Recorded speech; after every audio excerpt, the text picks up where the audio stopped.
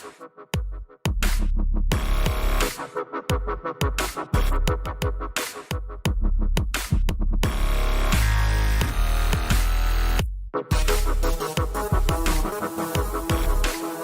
by the sound of violence. All it is, they're just any opportunity to disrespect trans women because we're one of the last remaining demographics that it is socially acceptable to completely shit on. So I don't know. I hope things change, and I hope I can be part of that. But it's still rough out here, you know. Now, a lot of people are bringing up your military past, which you've already brought up, to attack you, and are making a through line from being a soldier to a fighter, and how even that gave you an advantage. But knowing you, they're making a false parallel, because the reason for you doing MMA is different from you joining the military. You mentioned that you joined the military to become a quote-unquote man or die, right? To find this masculinity that society wants you to have, or to die because you hate yourself. Whereas MMA wasn't about you wanting to die or live a lie, but about you accepting your truth and healing and wanting to live. One of the things you mentioned privately to me and to some of the other Southpaw members is consent. How MMA is something where you know what you're getting into, and both you and your opponent have given consent.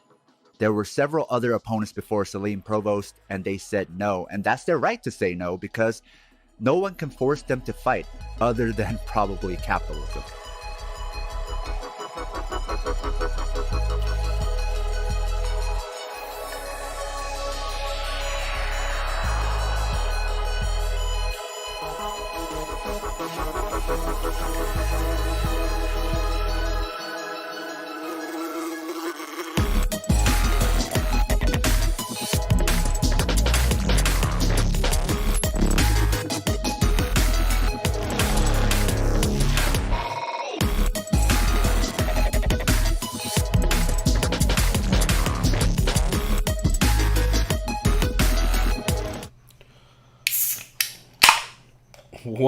What up, everybody? Welcome back to yet another Sound of Violence podcast. We are an MMA podcast to let you know the MMA podcast you should catch and not miss each week, as well as we aim to be a form of mutual aid for the MMA podcast community. I am Pulver, and I am finally back yet again after a trip to Mexico, Bjorn Rebney style. I got Chris Madaffer finally back with me as I'm losing my headphones and everything. How's it going, man? Shit, that reminds me, I should have the fucking, some of the tequila that I got from Mexico, the ones to the distillery I went to in the middle of the fucking jungle. Oh, Jesus, really? Yeah, it was rad. That's sick. Yeah, they let us even, I was like siphoning tequila out of a fucking, like, tube. Which like would gotten that dude fired, but he didn't give a fuck. That's awesome. That's great. Hell yeah, man. Well, it's been a weird couple weeks. I believe the last time you were on here was almost a month ago. I think I did an episode 3 weeks ago, and they got so depressed by the goddamn MMA community as a whole that I didn't even post the audio version until yesterday. So it's been a weird handful of weeks, huh? I've been so out of the loop with the MMA community stuff. Like, I get updates and notifications, but I just... you text me and I text you about shit, but yeah. As far as, like, MMA community, I would really... Because it's not really MMA community. I, like, just been full-on speaking Shabanese. Yeah, at this point. Recently. Yeah, I've been getting a lot of... What are we doing here, B? I've been pretty homeless, but then again, the new CEO of PF Chang's lit a fire under a certain community. It's been pretty hilarious. Yeah, although that dude also fucking has been saying some of the mistiest shit ever. Fucking. To be fair, to be a CEO of a large corporation, you gotta be pretty misty. That's true. If we can just low-key reference 13 shows and never mention any of their names. Well, on that note, I feel like that's a perfect segue into what the fuck this show is. We will get to the intro in a minute, which good. Or actually, we'll get to it in a bit because it's I really loved our intro this week. But Chris, we should start off with what this show is and always has been, which is we are secretly a beer show disguised as an MMA podcast. So I feel like we need to start off with what is your Papa Vodka presents, Doug Stanhope presents sponsor for this week. So I already finished one of these earlier. I haven't had anything like this in an imperial form. By the way, I would like to note also, it's very hot to be drinking an imperial form of anything right now. Yeah, so here's the first unofficial sponsors from these guys named Beer Savage. I believe they're based in San Diego. They came by the brewery about 2 weeks ago. Gave us some merch. They gave us. I bought some koozies of there. I don't know where they went. I don't know if someone in my house stole them or misplaced them, but yeah, I don't know if you guys can tell cool. because of the way the lower third for Chris shows up, but it's a Descendants kind of analogy. Yeah, the album Milo Goes to College. Yeah. So like this says right here, I drank my way through college. Anyways, I got these koozies. I wish I fucking knew where they were in the house. Someone must have just been borrowing them, but they're really cool, insulated. The idea is there's like this push part of a plastic thing. It shotguns the beer for you when you press it, what? Like in the koozie. But the issue is that the hole's too small. So like if you actually want to get a proper shotgun, well, the first issue is when you actually puncture it, it's so like airtight inside the fucking koozie, it explodes no matter what. Like 10% of your right, no matter what angle you're at. You have to get. You're just gonna get messy. But the point is, when you actually puncture it, you have to like maneuver the can, just make the hole like bigger, like an actual like a regular like using a key or whatever the fuck they use to puncture the can. It worked for the most part. Like once I did it, but you just make a giant mess. It's a cool idea and concept, but I just bought some of that shit to support them. Buy like this shirt. Shirt's tight. I mean, any Descendants reference, I'm fucking here. It fits kind of weird. It's one of those shirts that like where the collar's like this, man, and it's like riding up here, and it's just like I don't know. I hate these kind of shirts. Chris just got that TRT neck going. Yeah, right. It's got the fucking baby eaters riding, or I have no neck. That's right. I love the baby eater reference. That's always what I call him. Yeah, the fucking baby. I forgot. Eaters. Did you call him something? Or did someone tell you that? No, my buddy Danny, when I was in elementary school, used to always call him baby eaters.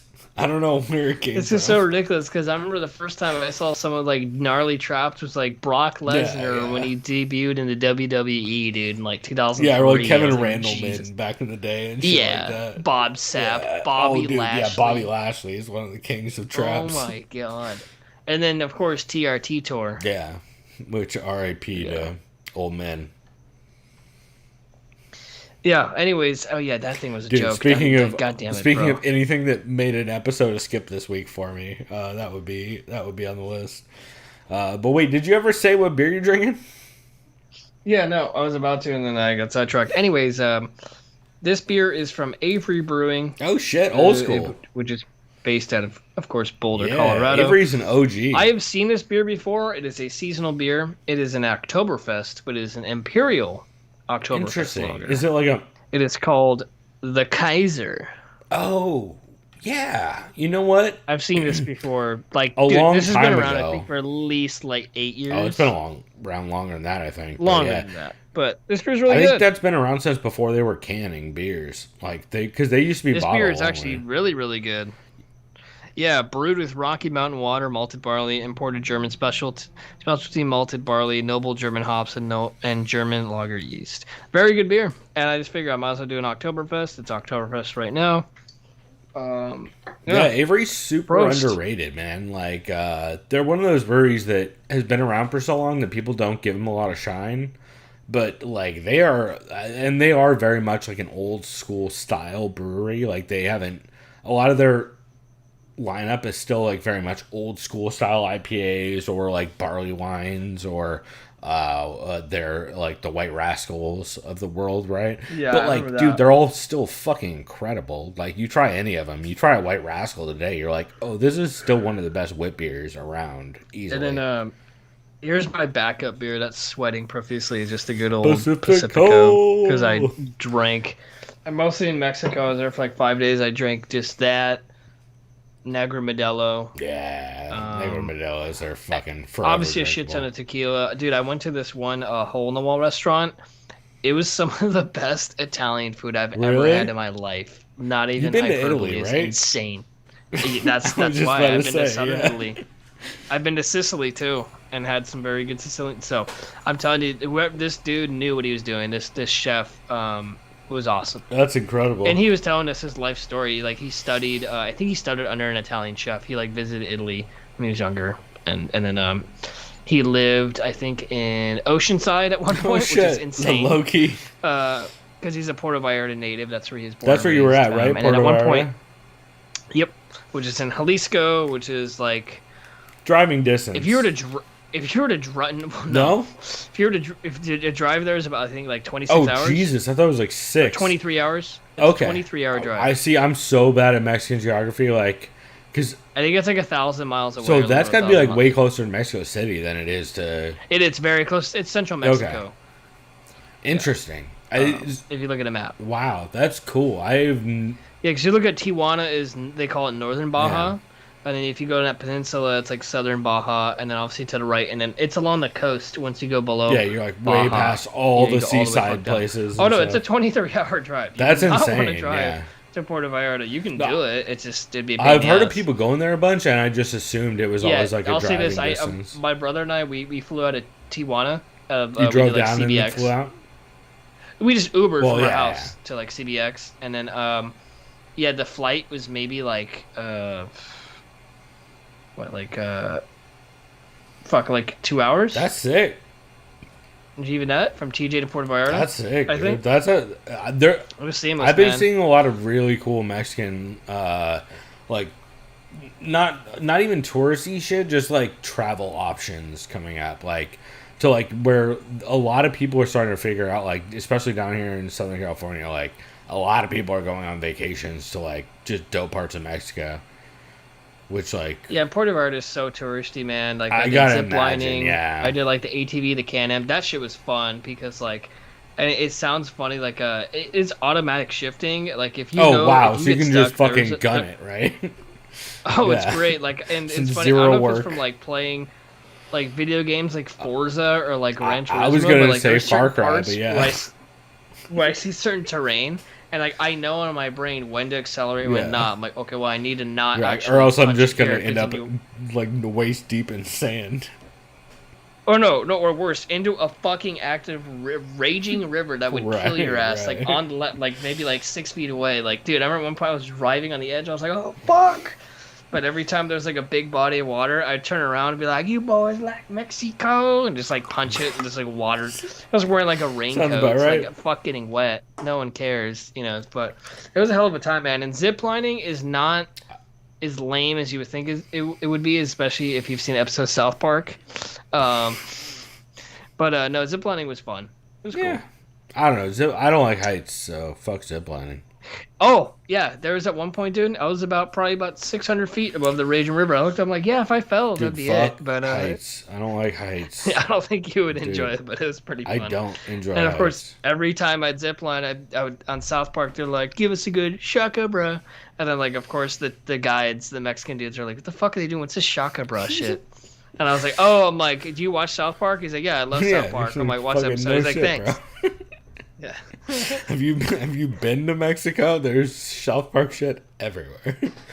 That's tight as fuck, bro. I'm hyped to hear more about that. I guess we should talk about the beers we're drinking. Did you said what you're drinking, right? Yep, the Kaiser, the Imperial Oktoberfest, right. And I have Pacifico as a backup. So what I am drinking this week, let me know if you've had this or heard about it. I have. You saw it? So I was there like a week ago when they debuted it. Oh, really? So I just found this at my liquor store next door, which is the Society and Stone Brewing West Coast IPA collaboration. And when I picked it up at the liquor store, the guy who sold it to me was like, that shit is so good. I was like, really, dude? He's like, I like a lot of that stuff, but that is so good. And man, it is so good. I can't even front. It's awesome. Like if you were to take all of the classic Stone IPAs that were actually good from a long time ago and then let them be made by Society to where they're actually less sweet and less aggressive.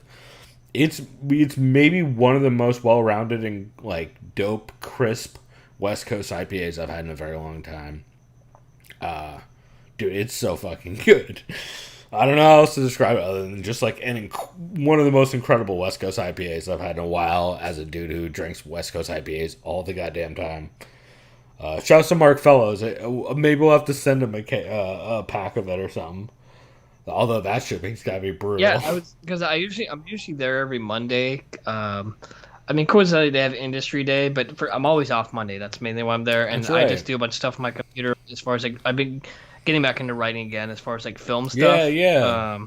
Which also we should you should look up some of the stuff that Kyle McLaughlin, formerly of the Fight Site's been writing, because that dude's been doing a lot of film stuff too. Combat Chronicles, or I believe it is I think it was Video Nasties for a while, but it might have changed on Twitter. Anyway, I'll send you a Twitter, but because someone told me there's a really dope new social media platform called Letterbox, where it's all about interacting with other people who write about film. That's where Kyle's been. I've been reading some of his reviews and stuff, so I'll send you some of that because I bet you would really dig the stuff that he's been writing. Because I'm such a fucking big movie buff, dude. Like I want to get into more stuff. I have a list of like when Oscar season and Emmy season's around, like just award stuff, not to try to be like, oh, you need to watch this, but generally anything that's nominated, I always feel like you kind of it should have your attention. It's worth at least like having at least seeing some of, even if you don't watch the whole thing, you know.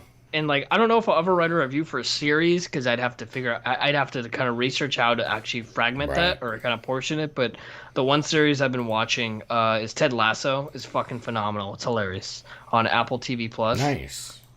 With Jason, it's just basically like you take a football coach from a D2 program. Right. He goes and coaches Chelsea, like one of the top. Oh shit, dude! I did not know that's what that was. I've heard like about it. Dude, it's so fucking good. That's awesome. It's the comedy. A lot of it's very metaphor based, but like Ted Lasso. When you don't even really fuck with football that much, right? You don't even really fuck with football that much. Football is an American football, or like British football, yeah, soccer. No, I did years ago when I was playing FIFA as a kid. Right. I liked or Chelsea. Like when we were both like white kids growing up playing soccer kind of thing, right? That was the only time I fucked with like actual football. Because both of our parents were like, you cannot have head trauma. I'll say this: football, traditionally, sir. I will only pay attention to soccer, right? Don't call it that. When it's on an international or national level, right? Because it's easier for me to follow the teams. Right. Well. That's like I watched the Euro Cup and I was like, oh, Italy. I'm like, I'm Italian. I'll cheer for these assholes. And then they won it all. I'm like, cool. Yeah. Here's an excuse to be all happy, right? As most Italian Americans are, and they don't really actually give a shit, Right. Well, it's one of those things too, where it's like it's very easy to just not like. It's hard to get invested as like, yo, I'm a big San Diego Sockers fan, bro. Or San Diego Loyal. That's the that's right. Well, it was the Sockers when I was growing up. Hey, man, I actually went to a Sockers game and ended up as like the kid who ran out with them during one game when I was a little kid. That's cool. Yeah. I had like a ball signed by all the players, and I fucking ran out and cried like a little baby and hugged the mascot because I was freaked out. I was like 6 or whatever. That's all I remember. That's when you like, if you're older, you just take the signed ball and just punt it. Dude, all I remember is I ran out and then I was like super freaked out because I have massive anxiety problems and don't like people. And I was in a stadium full of people, so I just ran out and grabbed the fuck out of the mascot and gave that dude a big hug. And that was. So you basically had a Rugrats. Yeah. moment. I basically. You're like Chucky Finster. I 100% went out and hugged the fuck out of Reptar and just made it chill. Yeah, no doubt. Also, everyone who knows me knows that is 100% would have gone regardless. Yeah, man, that's fucking sick. Well, I guess we should probably get to actual stuff, right? Yes. Because we have all kinds of stuff to talk about because we've been off forever. We should recap a little bit. So you were swamped with work for a bit there, and then you had that Mexico trip. So I did that recap episode about a week before you went to Mexico. And I just recapped like the notes I had, right? Solo with the chat. And then I did that episode. I wrote up all this stuff and I went to post it. And then absolutely every part of MMA Twitter turned to shit because of their horrific opinions about people they know nothing about, which we will get to later. But like, yeah, we'll get to it also later, but I do want to say, like, it's not that I put off posting stuff. It's that, like, I didn't want to be involved in MMA podcasting or Twitter for a couple weeks after some of the shit that I had heard in MMA podcasting and Twitter over the last couple weeks. So, full disclosure, when we start this up, I automatically, as a skip, had anyone who talked about any of the Triller shit, which was all gross.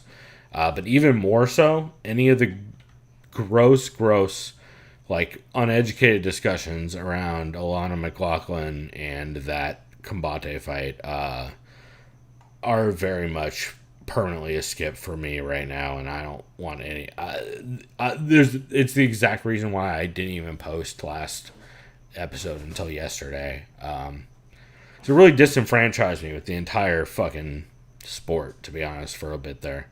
And so I want to start off out the gate with that, because I know I had said, like, oh, I'll be back next week after the last time I recorded it, and then all that shit went down, and I was like, dude, fuck this space. And so I feel like it's only fair to open with that and be like, that's where the fuck I was coming from for that.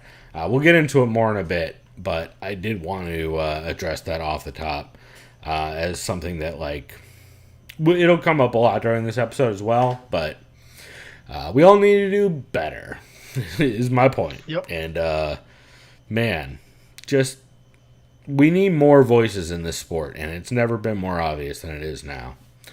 All right. That being said, I do have one thing to cover, Chris, before we get into our catches for this week. Do you have anything to get into before we do that?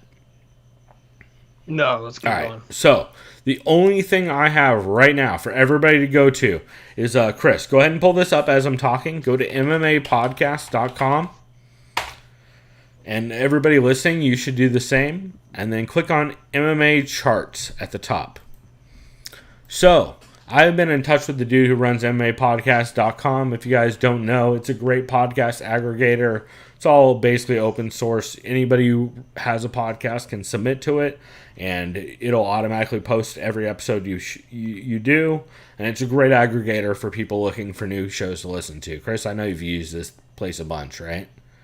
Yeah. I haven't, dude. It's true. I haven't been here in a long time. Yeah. So just recently, I've been in touch with. And I'm already upset. Yeah. So just recently, I've been in touch with the dude who runs it. I'm very upset now. And he has created a new page. Currently, right now, the way it works is, I believe I'll let him correct me, and I'll issue a correction if I'm incorrect about this as of right now. But I know he's still working on like a 30-day aggregate. But as of right now, the way this works is whatever the current charts are in the U.S. under this new MMApodcast.com/charts page is, it'll just show whatever the highest ranked charts are for each of the different aggregators. So you basically have Apple Podcast charts for everywhere, but from the U.S., Canada, UK, Ireland, Philippines, Australia, New Zealand, India, Nigeria, France, Germany, Netherlands, South Africa, and Brazil. And it'll give you the top handful of podcasts for each of those for the MMA category. And I think this is a very cool resource. I've been speaking to him, and he said that currently he's working on doing a 30-day aggregate rather than just like what's currently at the top. Because a 30-day aggregate will be like a more realistic view of what the actual like highest ranked things are at the time, you know? And so I just think it's a very cool resource. MMApodcast.com, we have linked since almost we started this show. It's an incredible resource. It's how I learned about shows like, everybody from Submission Radio to fucking Bill Welker and MMA on the Rocks to Dan Tom to a ton of the shows I love and have loved for years and years and years. So it's an incredible resource, and it's very cool that he is implementing a charts page, and I think it's going to be very cool to pay attention to and interesting to see how it goes in the future. So please, everybody, go check that out. Support the dude. He is doing this all just for the love of it, and yeah, man, it's very cool. It's one of the coolest resources around, and I'm very hyped on it, and I'm curious to see what the 30-day, I'm curious to see what like how it changes when he implements some of the new changes. So absolutely, everybody go support your dude at MMApodcast.com. I don't know his name. I need to ask him his name. But he has been very cool to us over the years, and I absolutely think that it's one of the best resources for MMA podcasts around. I mean, Chris, can you think of a better one? Not as far as an aggregate goes. Yeah, like it's if you want to immediately know of a bunch of podcasts you've never heard of or that you should already know about, that is the number one place to look at outside of maybe our long ass podcasts. So if you want a short version, that is the place to go. And not only MMApodcast.com, but the new MMApodcast.com/charts page is dope as shit. And of course, it's not an ad read. I'm not getting paid anything. I would never accept payment for anything. You guys know how I am with this shit. I just want to spread love and you talking about subscriptions? Exactly. No, Chris would love if I would accept any kind of fucking anything for anything, but it's not how we do it, B. I'm not a shield. Just ask Jay. Yeah, no, 100%, B. It's it's like I said at the beginning of this show, and like I've been trying to say more at the beginning of all of our shows, we aim to be a form of mutual aid for the MMA podcast community, and anybody contributing and doing dope things for the community, I want to spread love for. So big shout out to the dude who runs MMApodcast.com, and go check out that charts page. It's interesting. And only you can fix the charts page by listening to better content. It's upsetting is what Chris means to say. I mean, some of those podcasts are not the ones you want to see at the top. Let's put it that way. Heard it both ways. You a numbers guy? Yeah, well, right. Listen, Chris, I don't care how many needles are involved. I don't want them at the top of the charts, you know what I mean? Okay. Anyway, Chris, we should get off of my pompous high horse and me plugging all of the dope shit that the dude over at MMA Podcast. I'm just gonna keep plugging that because that guy's been very cool to us, and it's honestly, Chris, as that site has honestly carried this show for a long time on your side, right? Between that and listen notes, that's like half of your research. So anyway, we should actually get into our picks for this week. So Chris, you want to start us off finally with the MMA podcast you recommend people catch this week? Yeah. Let's start with the old let's do Heavy Hands 387. Yeah, banger. This one was good. I don't have too many notes on this because I was doing something else while passively listening. Talked about Brian Ortega's last performance, which was against Korean Zombie, I think about a year ago. At least, yeah. Almost a year ago, because they filmed Tough, which took a couple weeks out of the year. But yeah, Ortega proved me wrong in that fight. I 1000% thought Zombie was gonna fuck him up. You bad, and I both, yeah. And dude, his boxing has looked so much. I did a little bit of tape study for this. His boxing has looked so much better since the just in his last like 2 or 3 fights. It's pretty crazy. Brian Ortega is, and and Phil and Connor both emphasized the point of that, like, this is the guy where he's gone for 2 years, but when he comes back and kind of shows his progress, it's epitomized. It's like, holy fuck, this guy really is showing out as far as development. I will say, though, as a tag on that, did you see Volkanovski at the weigh-ins say that, like, I didn't know you popped before? Mm-hmm. That was great. Yeah, and you can see Brian Ortega go Brian like Ortega this. did not like that. He was just like this. He's like, oh, god damn pulling it. up his shorts, like, oh, fuck. Fucking god damn it. This is how this week is gonna go. Oh, and if you're on Embedded, they edited it out completely. Yeah. Shocking. Yeah. Same thing they would have done if TJ had anything said to him. Yeah. Yeah, so there's that. Good on Volk for saying that. That was great. Yeah. It's hey, man. I can't remember what I saw. I saw some great comments, by the way. Speaking of embedded, someone said, I think Alexander Volkanovski is what Joe Rogan thinks he looks like because they're about like the same height. That's hilarious.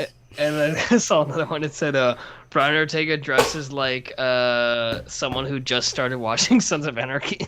Dude, those are both very funny. Someone brought up, like, Brian Ortega kept bringing up the point, like, I'm from the hood, I've seen shit, and then someone's like, I did, or like, actually, you know, like, I did some, you know, research, right? And this was someone that said, like, they grew up in an actual rough part of, like, South, like, LA, like, right? Dude, they were just like, oh, Brian's barely from Torrance, he's from San Pedro, and the average income is this, he's not really hood.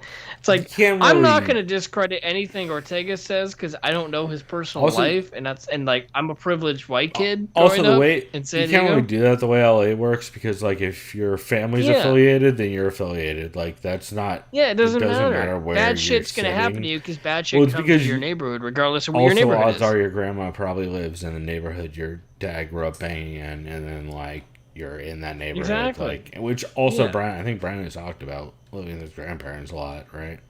Yeah. So it's like, I don't ever doubt for a fact that the dude grew up with some crazy shit. Well, especially LA is like, dude, anybody who knows LA knows, like, it's, you only, if you're, even if you're not, like, banging, depending on where you're born, you're affiliated just by what street you're born on. Depending on which part. No one like anyone that's also that sounds like a white dude on Reddit who said that shit. I guarantee it was. Because like motherfuckers who were saying he's from Torrance, I don't know what the fuck is good. Either way, it's like fact of the matter is, regardless if you're from the hood or not, if you're a mixed martial arts professional fighter, you've already been fighting at some point in your life when you were younger. Yeah. I mean, that's not always necessarily the case, but most of the time, like, that's what Volkanovski said. He's just like, mate, I grew up fighting the street too. I'll fight you in the street, but we get paid to do it in the octagon. So fuck you. Well, yeah, and it's a very different kind of the same kind of dude. You know what I mean? Like, Volkanovski at sports is the difference. Yeah, and according to Joe Rogan, he used to weigh 240, not 14, because he obviously heard him correctly. Well, 40 pounds. Fair, Joe Rogan's a great listener and a great fact checker. Yeah, last time I checked, he was anamorphing into a horse. So we'll see how that goes. Or some kind of red demon. I don't know what. Yeah. Yeah. By the way, did you see that he was on the cover of like some hunting magazine? He was on the cover of Cigar Aficionado, which was pretty great. That's embarrassing because everyone who knows cigars knows he's bad at cigars. Bill Burr. Yeah. And he's bad at whiskey. Good at cigars. Yeah, no, he's literally the worst. He's like, bro, my favorite whiskey he's as bad at whiskey as he is at beer, as he is at cigars. He doesn't actually understand hobbies. He just does the rich dude thing of like, this is what someone said is good. So like he just buys fucking. Although to be fair, he does the cheap dude version too, because he just buys Buffalo Trace because they sponsored him. He's like, I like Buffalo Trace. You're like, yeah, Buffalo Trace is good, bro, but it's a cop out. It's a cop out. It's the same thing where you're like, bro, I like fucking. I'm a big Monte Cristo fan. Or whatever, like the highest, like I love he just like I love Atabase. I've only had one Atabay, and I can't pronounce Atabay, but I love Atabase. It's just that rich white dude shit. Yeah, fuck that. Anyways, back to Heavy Hands. Wait, that's how we got here. Even like 10 minutes now, just off to the side. Hey, that's how our show Connor goes. and Phil were talking about Volk should be faster and have success in exchanges if he presses forward. I think they said earlier. Yeah. They were just talking about Ortega having to use his frame and lankiness to find opportunities to land knees and uppercuts. I think it's all going to be kind of clinch inside fighting. I forgot what podcast I listened to, but it made me laugh. And they're saying, well, Ortega has a reach advantage because he's taller, which is actually not true. Volkanovski only being 5 feet 6 inches tall. Volkanovski has very long arms for a short person, long or shorter person, reach whatever, however you want to frame right? it. Yeah, his reach is 72 or some crazy shit, or 71 and a half for somebody who's 5'6". If you're 5'6" tall, based on your like average, reach to height, his reach should be 66. No, yeah, he is. That's he insane. So he has a like 5.5 reach. some welterweights. He has a 5.5 reach inch advantage, 5.5 inch reach advantage on his own Yeah, height. he has the reach of like some welterweights and shit. It's crazy. His arms are crazy long, crazy. So, no, he has a reach advantage, which I mean obviously helps him because he's a shorter fighter. If he establishes that jab, I can't remember really Volkanovski being a jab fighter. I think it kind of more goes in the clinch. He out-jabbed Holloway. Goes to the body. True. He split Holloway's defense a lot with the jab. Either way, I don't know if you can kind of just pinpoint some things on what they said, but I know they both picked Volkanovski. Yeah, I mean, I know you covered a lot of the things I did as well. I think the big argument is like, can Ortega make something crazy happen because he can't win a decision? And like, yeah. Like, can he sub him? Sure, but I know Volkanovski's takedown defense is great. I think the only way for Ortega to win this is like with a flying guillotine or like with a wild exchange where he lands an uppercut or something. Yeah. Ortega's boxing has looked way sharper, but I can't believe that he can outbox Volk.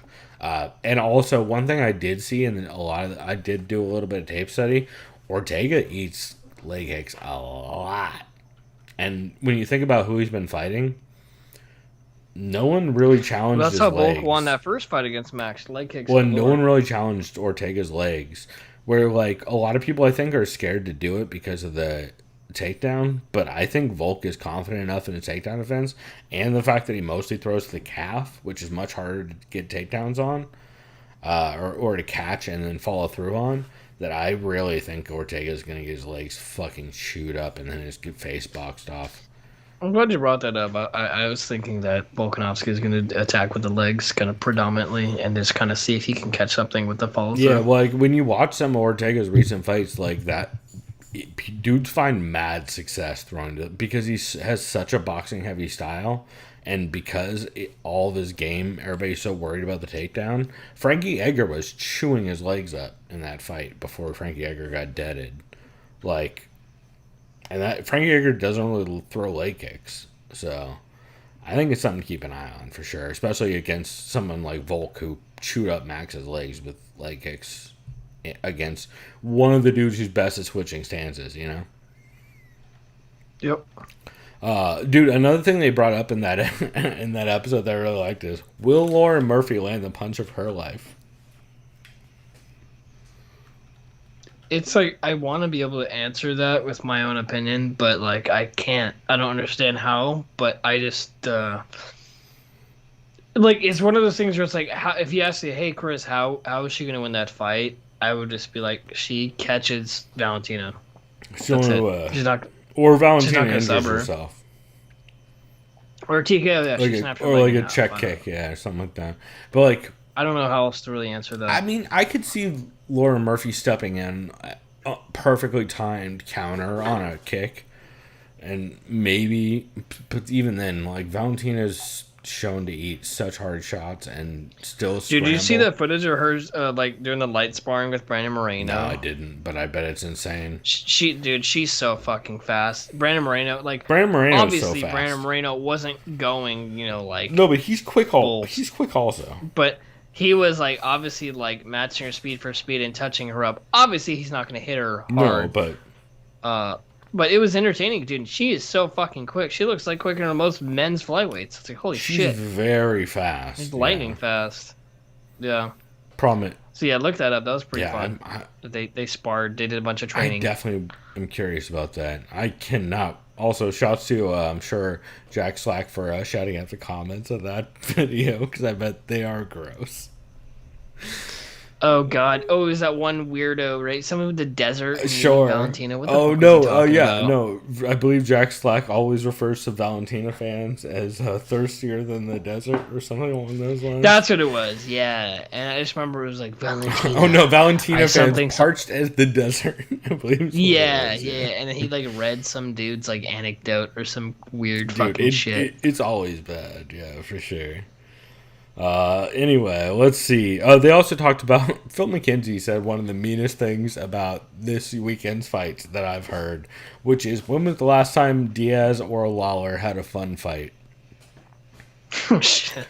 And then you bring it up, and you're like, oh, well, Nick Diaz's last fun fight was when he beat BJ Penn. So that's not... Like 10 years ago? That his last win? Yeah. Yeah, wasn't it like actually literally 10 years ago? Yeah, like, his last win.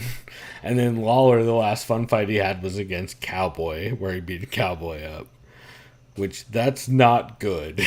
And Phil McKenzie, kind of, as much as I am hyped for this fight, really put a damper on I'm telling you right now, those this stats. fight, I'm telling everyone right now, is listening, this fight is going to be fucking bad. It's going to be really bad. I think it's going to be It's gonna be very... fucking dog I think it's going to be a lot of fainting. And I think It's people are gonna going be to bad. get It's gonna be very really mad. bad. I'm sorry. Yeah. Yeah. A lot of Diaz fanboys are like, what the fuck, bro? 209. I think it's gonna be a lot of fainting, but like if either of them clips the other one at all, it'll just go full chaos after that. I'm pretty sure. I mean, I hope so at that point. Fingers crossed, but we'll see.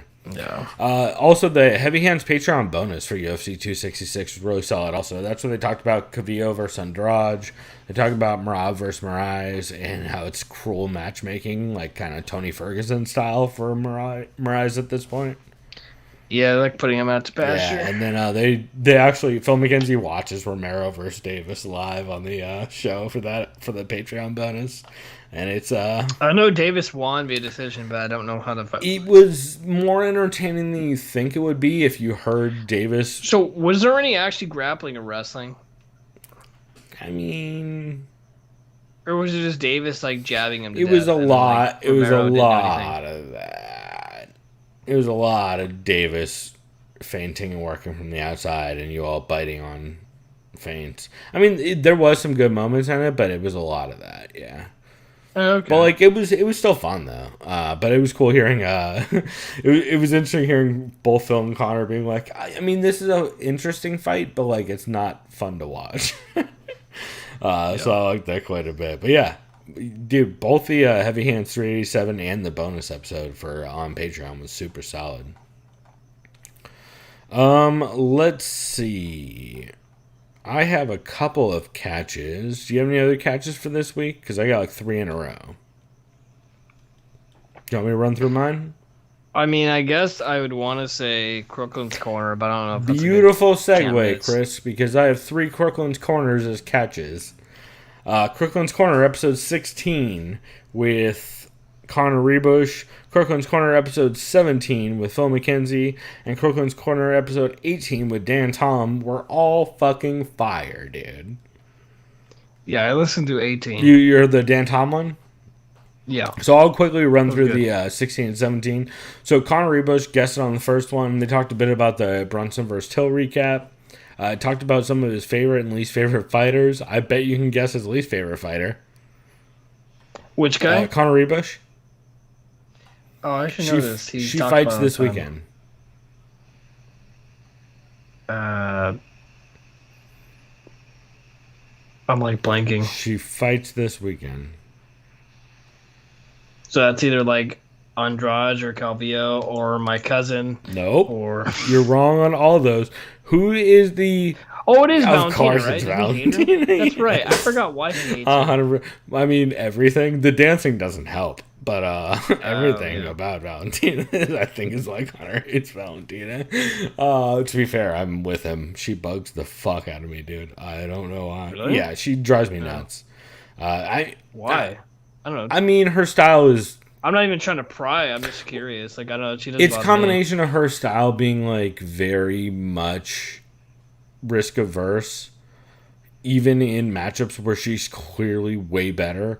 On top of, me. Oh, I see what you on mean. top of just, I fucking hate her. Like, fucking put him away. What are you doing? Kind of shit. Not just that, but I also just fucking as Connor. Me and Connor are very much the same.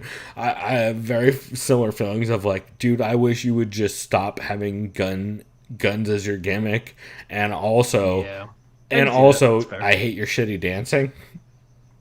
Like, you and your sister doing your dance routine just makes me furious. I don't know why.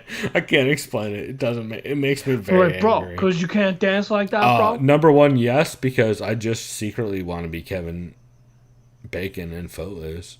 I mean, who doesn't? to be fair. And number 2, Hey, he saves the town. I mean, who doesn't want to save a town with their goddamn fancy feet? You know what I'm saying? And I don't know what my number 2 was. I ran out of jokes after the first part, but honestly, she just bugs me. Like I find her personality grating, for lack of a better word. And also just super risk averse style makes me annoyed. Conor Rebush, very funny episode. Steffi asked him a bunch of interesting questions, and that's why I've really liked this analyst series she's been doing. She asked questions that I haven't really heard asked of guys like Zane or Connor or Dan that often. Like, not only stuff like which fighters improved the most over the last year, who is the best boxing in MMA, who are some flashy fighters with low ceilings and who has high ceilings. But she also just asked like quality of life shit, like how do you prep for vivisections on cards that you think are terrible on paper, or like she talks about their love of film or cooking or outside hobbies, and like I just think it's very interesting to not only get that perspective on these dudes who like live and breathe some of these cards. Shouts out to Ajas. I hope I pronounced that correctly. What up, my guy in chat? But yeah, I love that Crooklyn is also just asking outside of fight stuff, on top of like just their perspective on how these fights are going to go and what some of their favorites are. I really like the contrast, and it's a side that you don't really hear a lot from a lot of these dudes. And so I'll just keep going since I know you have comments on episode 18 with Dan Tom. For episode 17, it was Phil McKenzie. And out the gate, Steffi automatically praises Phil for his and Connor's hilarious dry humor during the MMA Depressed Us and how good it is. And even just the dry humor and Phil's writing across the board. And Phil talks a lot about how he got into combat sports through fighting games. She asked him some questions like who's the most improved fighter over the last 5 years, who's his favorite fighter. I talked about Phil's love of Tekken, all kinds of stuff. So yeah, just very cool overall, and I really enjoy it. I'm a big fan of Steffi's show, Crooklyn's Corner, anyway, because I think you get kind of a different perspective as a one-on-one, because Steffi's interviewed so many people over the years, especially journalists and people she knows. It's very cool to hear her have the chance to like ask weird questions she knows people aren't asking. Because Steffi's a real one, and Steffi listens to a lot of podcasts. So it's very cool to hear, like, she goes out of her way to ask weird shit that, like, no one's asking. And, like, yo, I know you love food recipes. What's your favorite food thing to make right now? Or, like, yo, I know you love this thing. What's your favorite thing about this thing right now, you know? Oh, yeah. Cool, man. Well, I will let you talk very briefly about this Dan Tom episode 18 of Crooklyn's Corner, because I got to take a quick piss. I am not going to lie, because this beer is so she kind of just on me. asked Dan about his upbringing in the martial arts in general. Dan, who, as far as his ethnic background, I know he's Chinese. I don't know if he's like half Chinese. I know he's biracial. Anyways, as far as his Chinese upbringing, he did Chinese Kempo, Taekwondo as a youth as far as martial arts goes. He had a couple amateur fights in his heyday, but he said, excuse me, concussion symptoms, medical issues ensued as he kind of progressed along just fighting at an amateur level, to the point where he had to stop pursuing that. And when he was in Vegas at the time and he was actually training at Extreme Couture, I forgot the coach's name, but they pulled him aside and said, hey, Dan, you're better at explaining than showing. So how about you do your hand at coaching? And I don't know if Dan still does coaching at Extreme Couture, but he was talking about how he was doing that for a while and it was fun. And I think that's rad because Extreme Couture is such a fucking big gym, too. Chris and I both mentioned Triller sucks. Dan's like, yeah, it's distasteful. The fights that occurred just a week ago are embarrassing. He's not going to mention them. And yeah, I'm not going to mention them by name either. It's a joke. He had a really good analysis about new and fast upcoming strikers in the heavyweight division. Cyril Gahn is the epitome of this technique. And as far as someone who is that large, can move, and act like someone who's like a fucking lightweight, right? He talks about how's it going? Other fast strikers like Tom Aspinall and all these other heavyweights that are kind of changing the game when it comes to just technique output and just volume and what you don't usually see typically say 10 years ago in the heavyweight division, where it's like a wrestler who can throw bombs and overhand rights, but there's no real technique behind it. Yeah, well, and has a system behind it too, right? Because a lot of times back in the day, even if they did have a bomb, they had zero way to set it up. You know what I mean? Also, sorry about just fucking splashing the pot behind me here a second ago. Then he talks about a good point about you get wrestlers like Curtis Blades, and I think he mentioned 10 of the 14 finishes Blades have are by knockout, I think, or something like that. And number, like, oh yeah. well, there's a stigma. Oh, you're a wrestler. You're boring, bro. You lame prey. It's fucking lame. Or they say some homophobic shit, right? You know. And he was also talking about Sanford MMA. Cause who the fuck? I mean, there's a lot of good. Sanford MMA is essentially like Black Zillions. Yeah. It's new Black Zillions or Hoof 36 or Hard Knock 365. Yeah, same thing. It's the new version of the Henry Hoof gym. Them and just the striking improvements for a lot of fighters that are there. He was talking about which fighter needs to retire. He's like, any fighter taking part in bullshit Triller, and then I'm not going to say the names he was saying because he was on the same page as us, where it's like, fuck that shit. Yeah. He said something about BJ Penn, and he said, please do something, which probably just means please stop doing what he's doing now. Is Dan you're talking about? That is? Yeah. What's up? Who is this you're talking about? BJ Penn. No, Dan you're talking about, right? Yeah. No, well, I think the quote was just BJ Penn, please stop. I think that's what it was. Yeah. Well, I mean, it's the same thing where it's. I believe the quote was something along the lines of fighters who should be sent to the Shady Acres retirement home. Was the question that Steffi put out, where it's like, let's just all feel better about things. And then Steffi asked him, "Who do you think has the best like technical boxing as far as like actual boxing and mixed martial arts?" He said, Holloway and Aldo. I don't know if he mentioned Poirier. I'd say Poirier should be up there as far as just what he can do as far as like rolling with that Philly shell defense and then just kind of be able to pot shot. Yeah, I think Aldo is the answer, but yeah, Aldo has to be the best boxer. I think. I mean, if not him, then like Max. No. Aldo's an infinite better boxer than Max. Problem is he's not like as. It's like Calvin Cater's good at offense, but not countering. Yeah, and I think that's something Steffi brought up too. Like I love that conversation, and it's one of those things where like Dan Tom makes every show better. Can we just both acknowledge that, right? Yeah. Like anytime I see Dan Tom as a guest, I'm like, well, I'm listening, like guaranteed. Like there's a few people that like is a guaranteed list, like Jordan Breen, Dan Tom, Fernando Praches. I'm sure there's a billion others that I'm forgetting, but like those are the first minds that or Conor Rebus, Phil McKenzie, Jack Slack, yeah, any of those kinds of people. If you see them guesting anywhere, I'm like, well, I'm listening to that. Vic Rodriguez, like, yeah, it's just a go-to every single time. So, yeah, dude, Crooklyn Steffi Haynes has absolutely been killing it with Crooklyn's Corner the last 3 episodes with their analysis series, and yeah, people should absolutely go back and listen to those because they're so good, right? And I'll fast forward a little bit because I know we got a lot to cover. Do you have another catch? I know you have a lot to cover. I'll say this at the end of at the Dan Tom episode.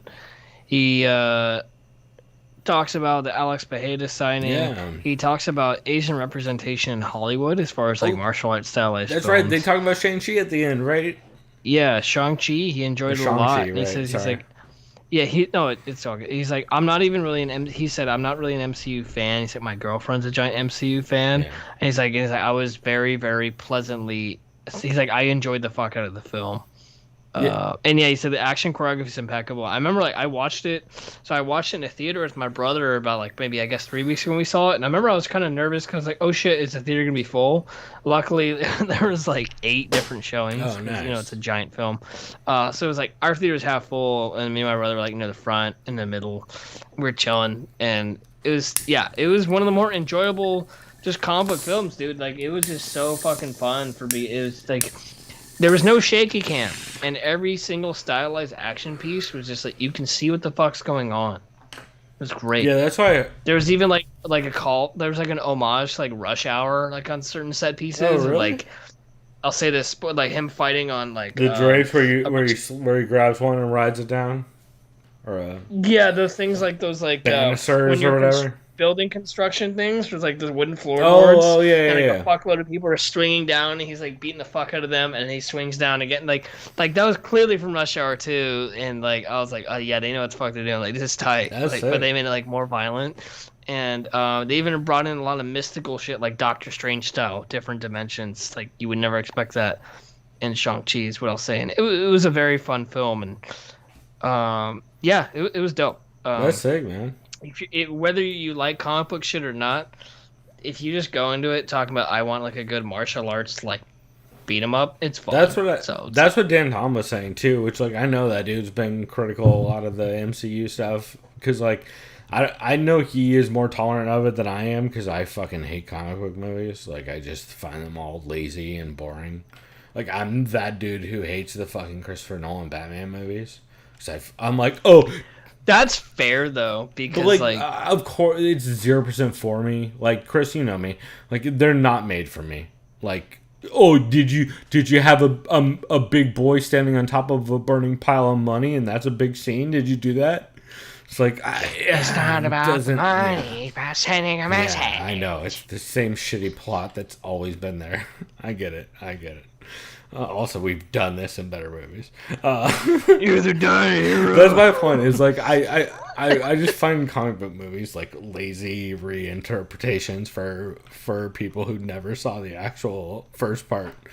But also it's 0% for me. So because I also never was a comic book kid either. Also, if you were to ask me, hey Chris, which one should I watch? I would give you 5, and that's it. To be fair. Don't get me wrong. I love all of the Guardians of the Galaxy shit because if you slap an 80s soundtrack on anything, bro, I'm in. Oh no, it's beautiful. Yeah, watch Thor Ragnarok. No, Thor Ragnarok is exactly the kind of shit where I'm like, all right, it's fine. That's the best comic book movie for people who don't like comic book movies because it's all campy as fuck. It's a great soundtrack and it's goofy as shit. It's just one of those things. No, it's just not for me, and I'm very much aware of that. That's shit. fair. Yeah, that's why I don't put much stake in it. Cool, man. Let's see. I was gonna get into my skips, but it literally was anything about Triller or anyone who had a gross discussion about Alana McLaughlin, or anyone whose name rhymes with wall. Yeah. Or a bunch of other things, to be fair. Or if you're from Cleveland, fuck you. Not you, Stipe. You're cool. Yeah, wait. Is Connor Bush from... No, he's a different part of Ohio, right? I don't think he's... But his heart's in Ohio. Cut his wrist and black his eyes, you know what I'm saying? Cut my wrist and black my eyes. I had to do it. Alright, well, now that we made all the bad jokes, Chris... do you have any can't miss episodes for this week? I mean, I didn't listen to all of it, but we'll get to that one from... Yeah, that one was very important. Yeah, we'll get to that one in a minute. I would say that, but as far as you have anything else? Should I mention another catch? Wait, do you have another catch? Oh, yeah, motherfucker, you didn't say that then. Yeah. Well, what's your last catch? I'm gonna say sounds real confident. Actually, no. The rest of it's mentions because I didn't really listen to much. Fair enough. All right. Well, then on that note, so the first can't miss episode I had this week was the Best Camp of My Life episode 47. This is the episode where Fernanda Praches talked kind of a lot of what I've been feeling over the last couple weeks. Not just with me being fucking, for a while there, just being depressed. But just with COVID shit and, like, everything going on and just being overwhelmed and, like, the cards being fucking god-awful and, like, just all that shit building up. Yeah, I was very much, like, not... And, like, all the horrible shit people were saying on podcasts that I was having to listen to. It just got to a point where I was like... That's why I didn't post that episode for weeks. Is because I was like... Fuck this shit. And so that's...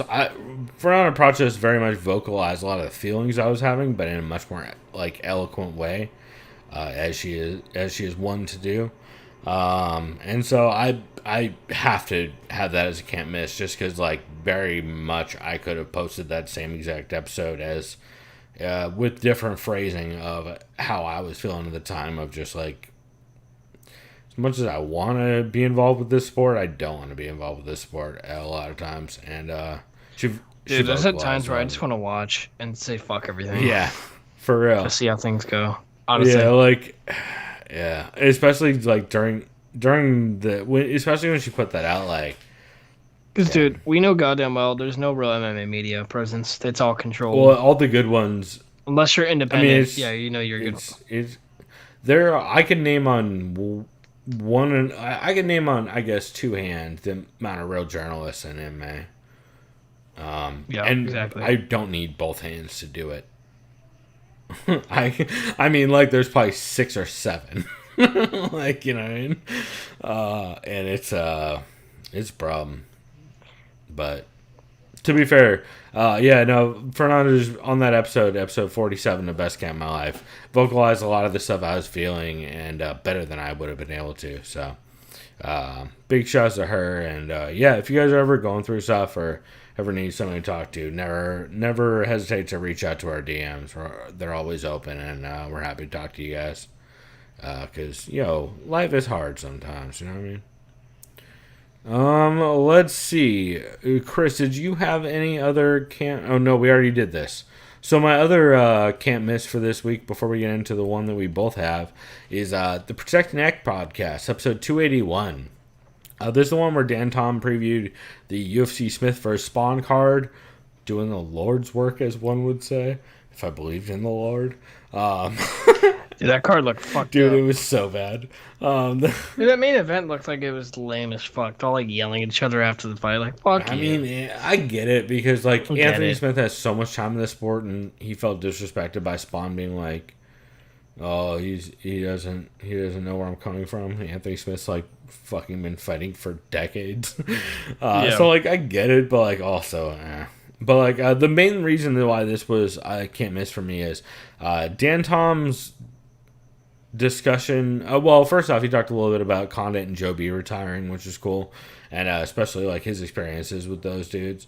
But the real reason why this was a can't miss for me is Dan Tom talking about not just some of the horrible and ignorant reactions he's been saying people have to Alon McLaughlin and that whole situation, but also how, like, a lot of people who are taking and, like, what he considers to be a good opportunity to, like, learn more about something you don't know about and learn more about yourself. And a lot of the MMA community has just decided to use it as a way to abuse a marginalized community, like, and threaten physical violence on a marginalized community, which is horrific and not okay. And it just, yeah, I think Dan Tom's, I don't want to misquote him, so this is paraphrasing, but I believe he said something along the lines of he was surprised despite the fact that he wasn't surprised. Like, it's one of those things where, like, as a space full of weird and misunderstood individuals who express themselves in radical and wild ways, the things they choose to get up in arms about doesn't make any fucking sense. And as a group of people who always make a big statement about learning from other people's experiences, you sure think the MMA community would be more interested in learning about other people's experiences. And yeah, man, that's. I mean, Dan Tom's having hard conversations in his podcast, and it's not. I'm sure it's not gaining him any listeners, but it goddamn should be, because It needs to be done. It's how we all grow as a community, right? Like, if we don't talk about things out loud, then we don't all grow, and then we all just live in the same hellhole that we are condemning ourselves to, right? The whole idea is, if you have these conversations out loud, then we can all learn from each other's experiences, and we can all have much more reasonable and healthy conversations about these things, and just acting like things don't exist, or acting like you already know the answer to a thing just because you heard Joe Rogan say it on a podcast is a terrible way to go about living life. As we've all found out, except for the people who died. Well, I guess they found out too, right? Shouts to the Herman Cain subreddit. The Herman Cain Awards subreddit. Oh, man. Yeah. All right. Well, on that note, Chris, I guess we should finally get to our can't miss. That is our real can't miss for this week. And that was the clip we heard on the intro. This was Fight Study episode 106 / it was a Pride Never Die podcast collab from the Southpaw podcast crew. And this is with Sam and Carrion, who host those shows, and then they had Alana McLaughlin on as a guest, who you guys may know as the fighter, the trans fighter who recently competed in Combate, and I really, really, truly believe that everyone who is involved in this sport needs to hear this podcast. I think it's unfair to not only the sport, but to you as an individual to not listen to this podcast, right? I agree wholeheartedly. I mean, because really, it's unfair to the sport, and it's unfair to Alana, and it's unfair to everyone for anyone to even say anything until they hear at least what she has to say. Like, that's the very, very fucking minimum. And it's like the fact that no one, I've not heard, have you heard her on any other podcast? Or even heard about her being on any other podcast? I'll be honest, I had never heard of her until you sent me that. Yeah. Which is sad. And it's one of these things where I've heard a lot of discussions about Alana over the last week.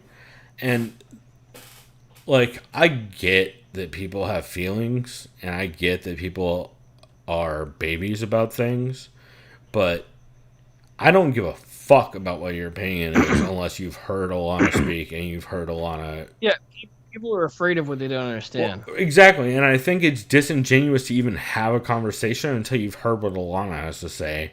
And it's like, just shut the fuck up and yeah. You know. I mean, I think the most important show anyone could ever listen to this week is the Fight Study episode 106 from Southpaw, which is like the / Pride Never Die collab that they did. This is essentially the can't miss of the year. It absolutely is for me. Because I don't think you can be an MMA fan and understand. You know what? To be honest, I think it's disingenuous. Like, I think as a person, you owe it to yourself to listen to this, just to understand other people.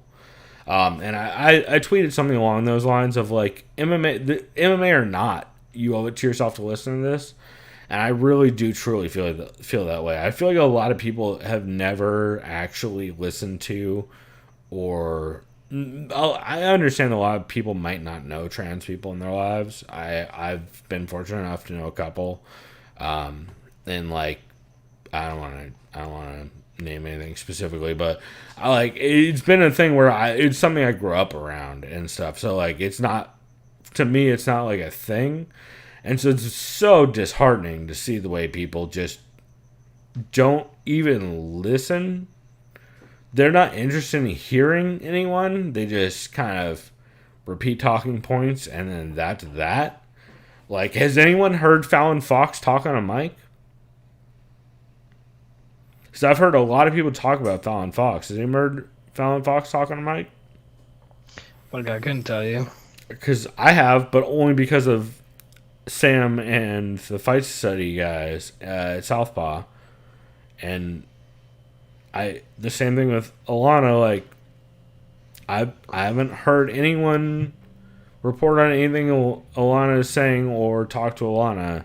This is the only outlet I've heard actually have her on and hear her voice, and I think it's very important that everyone does, because I feel like not hearing voices that are different than your own and not allowing for spaces that allow for different voices is doing not only the entire sport, but just people as a whole an injustice. And I think you're doing yourself an injustice and not listen to people who are different than you, right?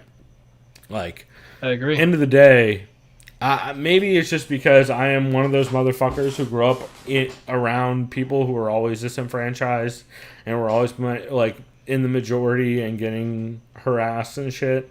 Maybe it's just like I'm perpetually have that state of mind and stuff. But I think the very least you can fucking do is listen to disenfranchised people, because at the very least you'll learn something. And I think that's the most you can hope for, right? Out of life is to just fucking learn something from other people who've had other experiences. And so I really want to thank Alana for having an open conversation about her life and about the experiences she's gone through. And I really think it's important that people out there go and listen to that podcast. I'm not going to repeat the things she talked about, because it's not gonna do it justice. And honestly, you need to go listen for yourself. It's very, very honest and very, very self-reflective, and really, if you ever listen to this podcast and you ever go and listen to anything we've ever recommended, let it be this one, because I guarantee you'll learn something. If not about someone else, like Dan Tom actually said on his episode, which shouts to Dan Tom in chat. If you don't learn something about someone else, you learn something about yourself. So I think it's absolutely worth checking out. So I can't recommend that highly enough.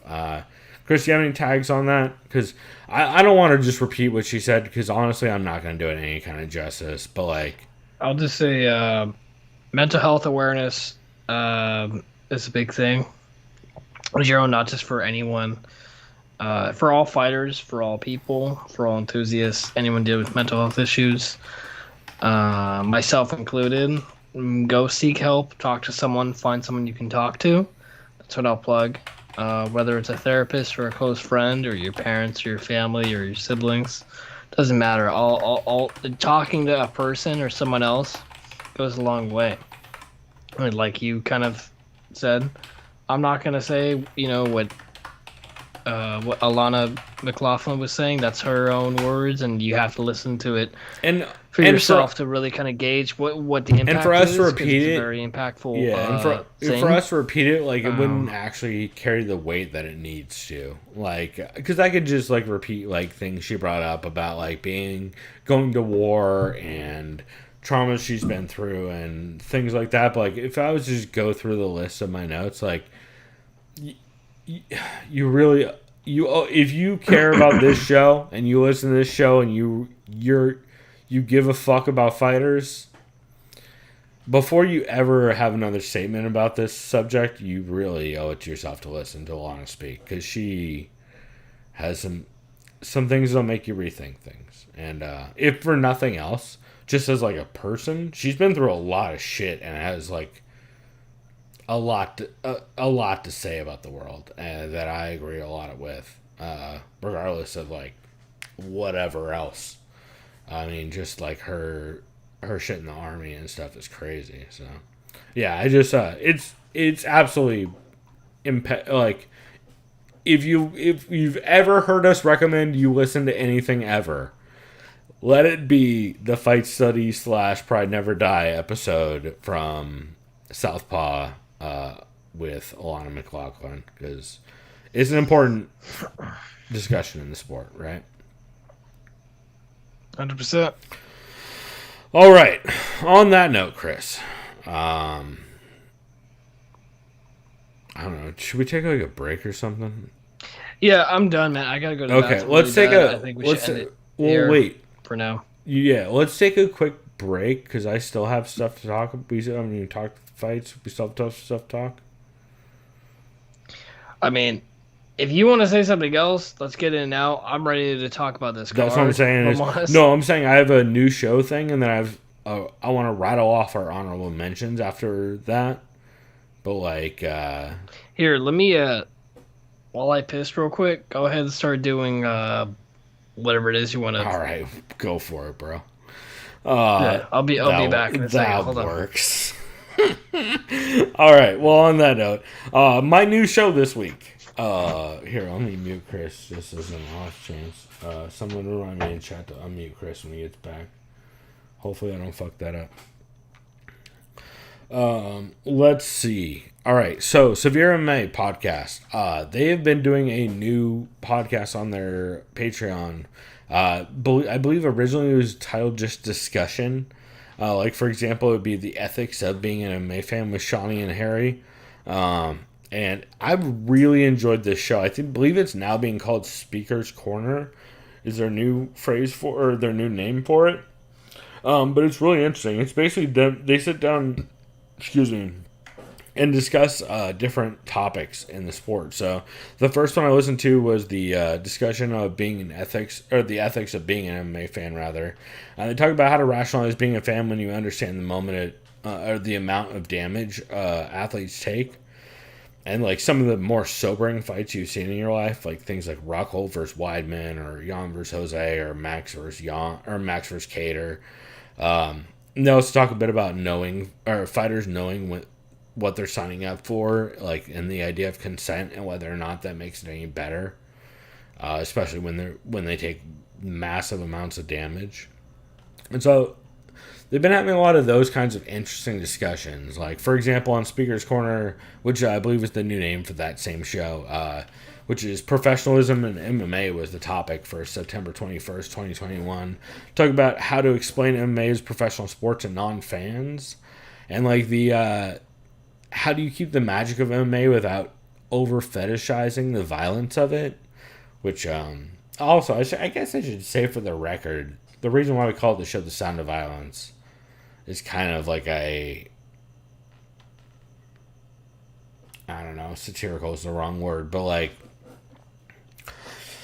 I don't know. Violence is never the way I really think about the sport, and so that's why I liked using it in the phrasing of the way people talk about it as the name of our show. Because, well, number one, it's a decent pun, obviously, and it's the sound of people talking about the sport of violence, right? But like, the whole part of that also was kind of like, outside of Jordan Breen and the all violence, or Jordan Breen and Kaposa and the all violence team, the word violence has always been like, I don't know, so not my favorite, for the record. But that's kind of why I use it in the show title. So I don't know. Man, that's just me being weird and smoking too much weed tonight. Maybe that is. Let's see. They talk about MMA media self-censoring quite a bit in that episode. They also talk about small outlets and individuals generally being the ones to cover the most difficult topics, which I thought was an interesting point. Like, you generally don't see the biggest outlets in the sport covering the hardest hitting topics at all, outside of like a Kareem, and even then, you could argue Bloody Elbow is not one of the biggest outlets in the sport, right? So it's interesting to hear them have these kinds of discussions on air, as well as stuff like awful toxic managers and stuff like that, you know? So, yeah, I just really have been enjoying the Speaker's Corner, I believe is the new name for that show, on the Severe MMA Patreon, but it's really cool. They're having interesting, hard discussions about the sport itself and about media surrounding it, and I love that shit. Like, that's, again, the harder discussions we have as a group, the more we all grow and the better we all get. Like, that's how all sports have gotten better at their coverage, is by being critical and by, like, having hard discussions, right? I mean, the fucking Negro Leagues would still be around if no one had hard discussions. Am I right? Go ahead and continue that sentence about the good thing about the Negro Leagues, my guy. I just like the sentence. It doesn't sound good.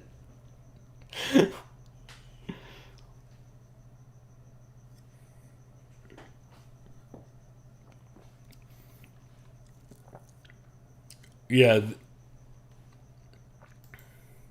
Which should have happened 100 years ago, but yeah. Holy shit. Yeah, like suck my dick, my piazza.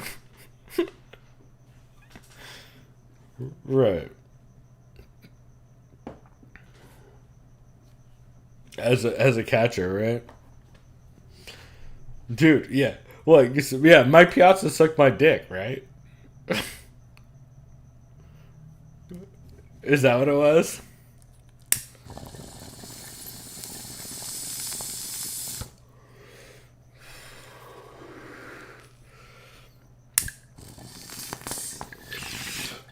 Damn. That's it.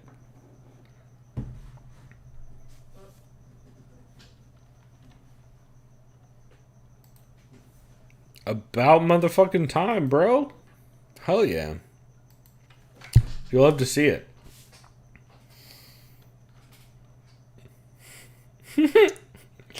Well, to be fair, also, I can't wait until Dana White has to atone for the non-Zuffa years where they just ignore all of those stats. They're like, yeah, but exactly. That fucking great endeavor. Get it? Did you get it? Did you get it? Did you get it? The great endeavor. All right. Anyway, Chris, what honorable mentions did you have? Because you had a couple, right?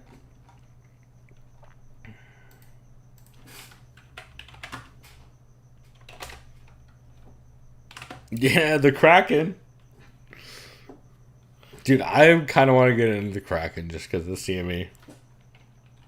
I'm not gonna lie. Well, also fuck all hockey teams because they ain't the goddamn goals. You know what I'm saying? Dude, for sure. Except, wait, are they still doing it in sports right now, or whatever the fuck they call it nowadays? Weird. I don't know how I feel about going to sports arena right now. That's a big ass indoor stadium. I don't know how I feel about that. Anyway, CME.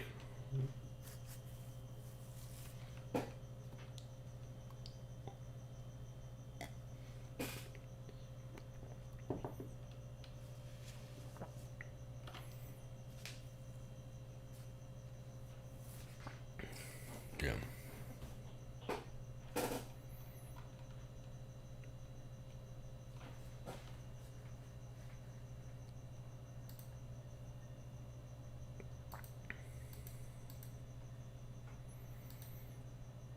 What the fuck is the WFL? Oh, is it? It's the new IFL thing.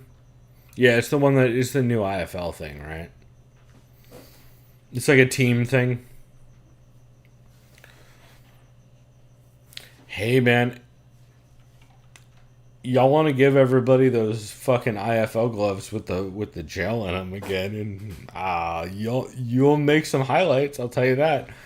I don't know if everybody remembers how the IFL gloves were fucking packed with gel that caused crazy KOs, but that was a thing. Yeah, that's a thing. Go back and look that up. There was like a thin layer of gel that for I don't know why, but it made knockouts bad in the IFL. Yeah, well, I think it was I don't know if they were heavier gloves or it was just like, I don't know what it was, but I don't know if it was the weight, or if it was just the build, but like something about those IFL gloves caused crazy nasty KOs. But I think I've even heard Ben talk about this before. But anyway, yeah, CME has been killing it lately.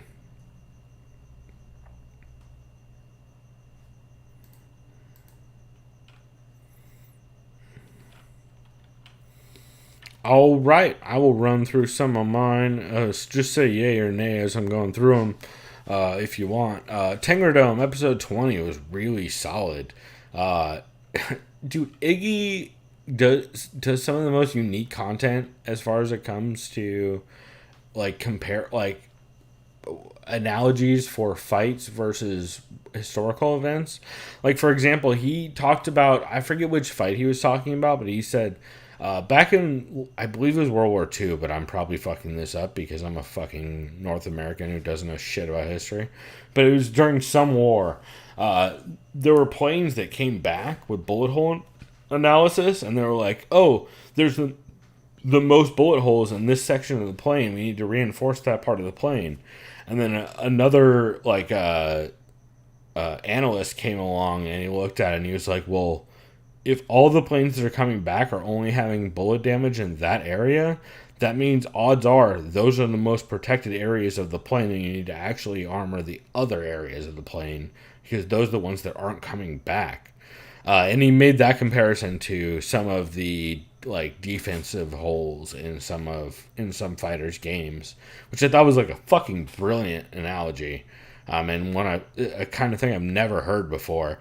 He also talks quite a bit about the Caucasus in 90s Russia and kind of gives a little bit of a backstory of the events during the time there. He also talks about the dumb like hustle culture. He talks about poverty and privilege and it not being a sliding scale and how we need to stop glorifying hardships in MMA. Just a really interesting episode from Iggy as a whole. And yeah, man, Iggy always has great episodes, or Tumen, I should say. Always has great episodes, and episode 20 of Tengerdome is no different. It's fucking great, man. Like, I always love that dude's stuff.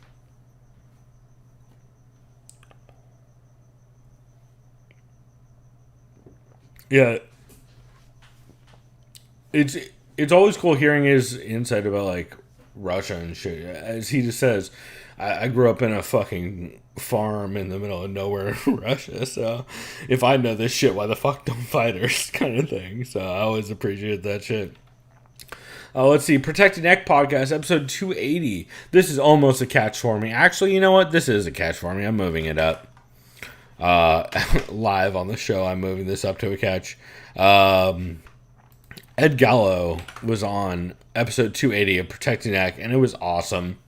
Ed Gallo talks a bit about going on hiatus for a bit to recalibrate and deal with priorities, which, I mean, you and I both have kind of been doing over the last couple weeks as well. So I totally feel that shit. They talk a bit about the Dana White Contender Series watch party. And, like, Dan Tom makes some jokes about, like, have you seen that on Dana White Contender Series? They'll do watch parties at the families' houses and then cut to their reactions. So they've been doing that. And so Dan Tom pitches, like, how he would be doing his watch parties where he would be just setting up, like, full Pulp Fiction GIMP fucking scenes as the watch party and that kind of stuff. Yeah, it's very good. Some classic Dan Tom stuff. They also talk. I believe it was Ed Gallo made the I think it was Ed Gallo made the analogy of the difference of between the UFC right now is rather than their weak roster, they're just looking for cheap highlight makers. I believe he made the analogy of like, it's a fishing analogy of rather than going out, or maybe it was Dan, one of the two of them did.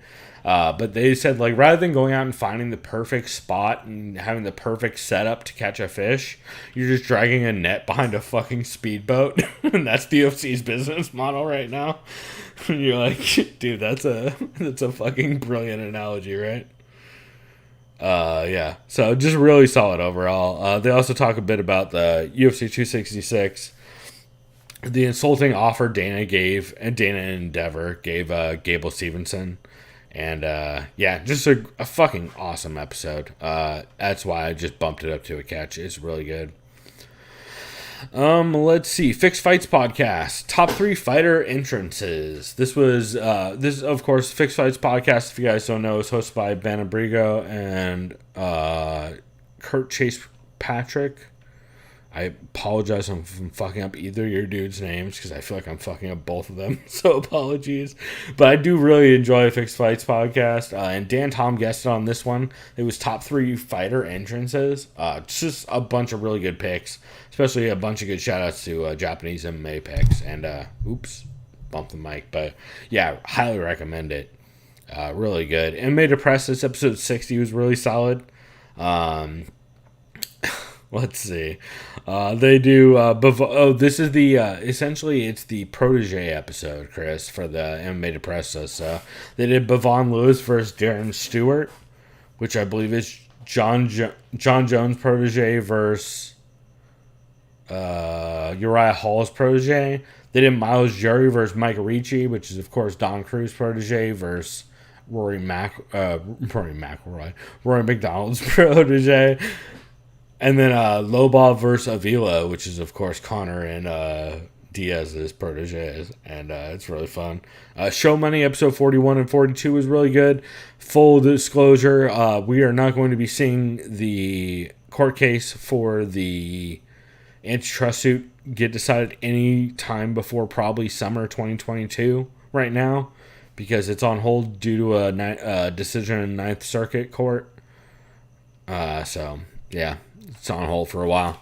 Also, Show Money 42 was the one about the one championship piece that John Nash put out. And some shady shit is going on. Verbal Tap MMA episode 473, 474, and 475 were all really good. They had on Meg He, Don Haskins, and mixed martial artish. And, really, all 3 were really good episodes about the BJJ community and holding people accountable, as well as it was just fucking very good episodes, so I can't recommend it highly enough. Southpaw Podcast, Fight Study, episode 105 with Victor Rodriguez, really good. They talk about how he started with Bloody Elbow, and some of the stupid celebrity boxing stuff, some of Vic's work on One Championship. And they preview UFC 266. Super solid. Come On Now from Trent Rhinesmith, episode 330. He talks about how Dana deserves criticism for being cowardly boss. How the UFC should set up a fund or grant for fighters in need. He talks about the doctor who approved Holyfield in Florida. And Rogan saying he would sue CNN like a fucking idiot.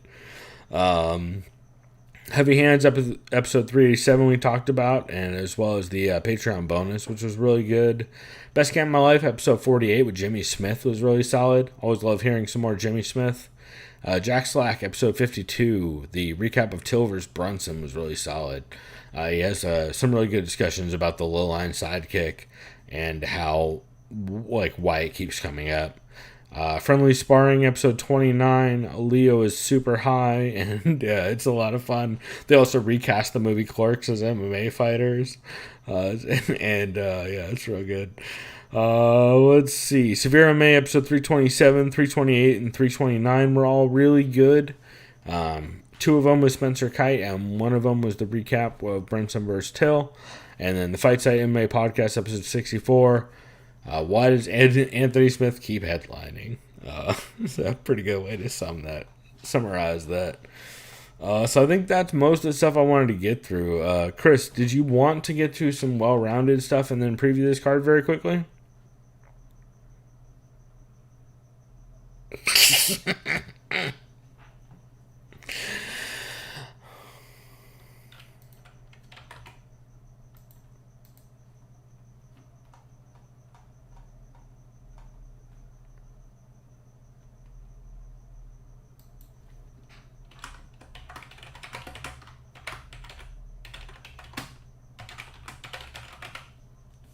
Oh, shit.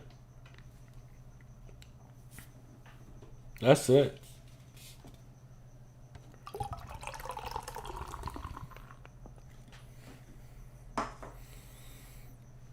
And also, Sunny San Diego is kind of making a comeback from what I've heard.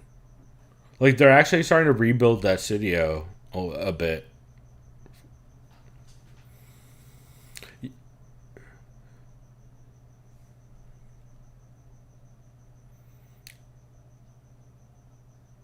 If you ever see a dude named Greg show up, nerdy dude looking kind of like Ben Folks, let me know.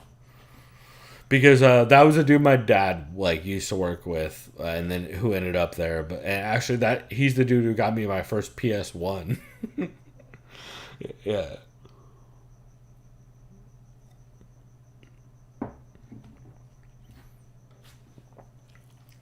Boo! How do you like climbing lazy walls? Yo, how do you like bad grappling?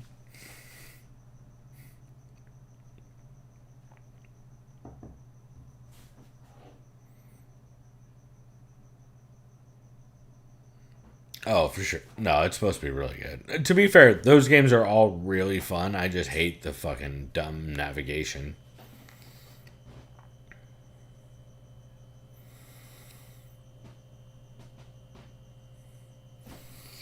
Yeah! Dog, you and me are gonna go. Dude, you and me are gonna.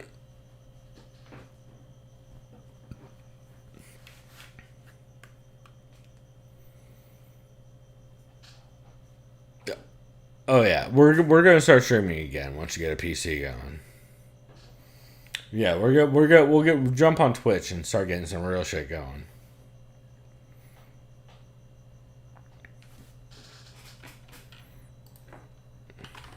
Dude, Hitman 2's awesome.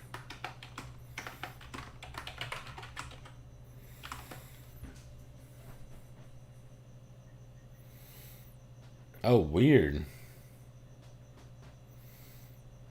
Yeah, no, just play Hades. It's on Game Pass. Hades is sick, from what I've heard. I haven't picked it up yet. Oh, also, I should say, this is not a UFC shirt. This is a good John Jones, bad John Jones shirt. I should say that for the record, because I just realized everyone only sees the UFC logo the whole time I'm wearing this. Yeah, no, man, that's sick as fuck. Yeah, we should definitely, we need to get some more co-op gaming shit going, especially since a lot of stuff's starting to go crossplay.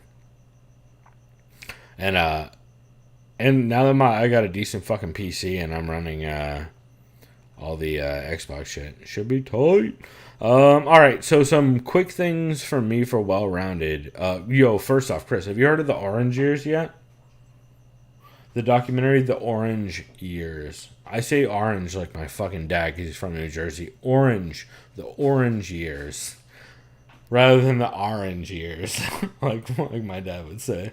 It's a documentary that's on Hulu right now about the early days of Nickelodeon. It goes from basically the start of Nickelodeon up through Snick. Dude, it's the dopest. Yeah. Yeah, it was late. It was basically like late night teenager, scary, spooky. Are You Afraid of the Dark? The Secret World of Alex Mack, and then all that and something else. Dude, no, but they go all the way from the beginning. So they go from like before any of it started all the way through to like the very last thing they cover is like SpongeBob, and then Nick became a different thing.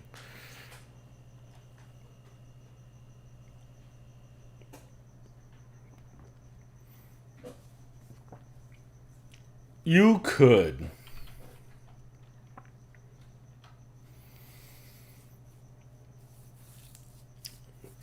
Close. That's the first. That is in the first run. Or no, wait. I don't know if Ren and Stimpy is in the first run. I know Doug isn't in the first run. I think it's Doug, Rugrats, and something else. Yeah, but I think Ren and Stimpy was in the second run, but I might be wrong though.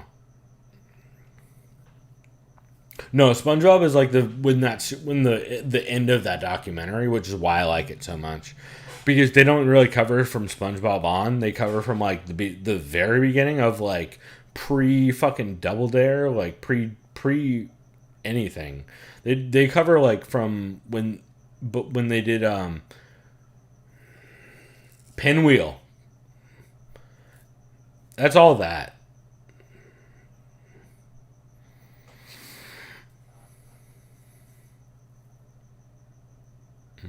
Double Dare? I can't remember off the top of my head. Anyway, yeah, no, but it's an incredible documentary. I teared up a couple times. I'm not gonna lie. But I'm also a big baby, so take that for what it's worth. Dude, it's really good. It's awesome. I started rewatching fucking Are You Afraid of the Dark. That's how good that show is. I was like, all I want to watch is Are You Afraid of the Dark and Pete and Pete again. I'm not gonna lie. I signed back up for Paramount Plus, even though they don't have Bellator anymore, just for that shit. Yeah, it's real good. Anyway, Knowledge Fight also is an incredible show. If you guys don't know, you probably don't. You probably aren't friends with the podcast. Knowledge Fight is this show that covers Alex Jones and basically audits all the dumb shit he says. If you guys want to feel better about the world and that people are doing the hard work against people like Joe Rogan and Alex Jones saying absolute trash into the universe, subscribe to Knowledge Fight. You'll feel a little bit better about the universe. Not that much better. You might feel worse, actually, but... Oh, yeah. Figured I was a banger. Yep. Also, Danny Tamborelli, who is younger Pete from Pete and Pete.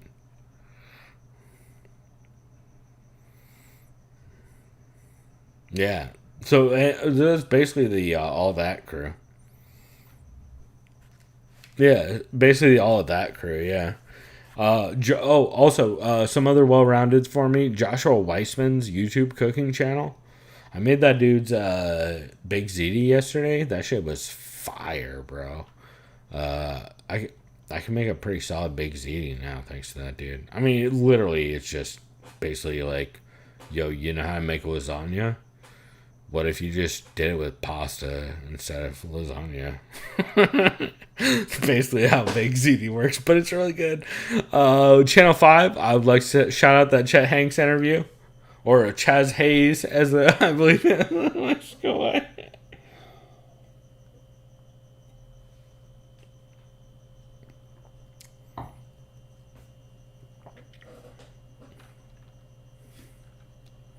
Dude, I wanted to buy that fucking Derby shirt so bad, but I don't think I can pull it off right now. But yeah, that fucking dude, that drop was pretty fire. I'm not gonna lie. Some of that gear was so sick. Let's see some other things real quick. Gareth Leonard's Mexico travel series. Chris, you should subscribe to this dude on YouTube. Yeah, Gareth Leonard. Gareth Leonard is a dude from San Diego who's been doing a lot of travel vlogs for years and years and years. But he's been doing a Mexico series where it's like through a travel company that like will do tours where they'll take you down for like a day trip or a couple day trip, and like it's pretty fucking affordable when you look into it. But it's a different, like, you can do like a beer version, you can do a wine version, you can do a restaurant version, all this kind of stuff. And it's just a dope series that he's been doing. And I highly recommend it. Let's see. No Effects The Decline live at Red Rocks with the Boz Lerman Orchestra was fucking insane. Do you know what The Decline is from No Effects? It's a here, wait, let me figure out the exact number of minutes this song is. So I used to play it. I think it's 28. No, it's 18. It's an 18-minute song. Like, I mean 18 minutes of song. Like, no, but like, I think if you know, you've probably heard it with me and Trevor at some point. But like, it's like basically a fucking, it's something I used to play in high school a ton. And that No Effects never were able to play live. Like, back when I was in high school, they would play it in like 3 chunks, but they would only do 1 chunk at a show. Like, they would never do all 3 back to back because it's too much. But recently they did the live at Red Rocks right before the pandemic with the Baz Luhrmann Orchestra, and it's fucking incredible. Dude, that shit hits so hard, especially since the lyrics in that song, man, do they apply today. It's literally like, where are all the stupid people from? How do they get to be so dumb? Born on purple mountain waves, never ending graves. Left to human beings, zero feelings.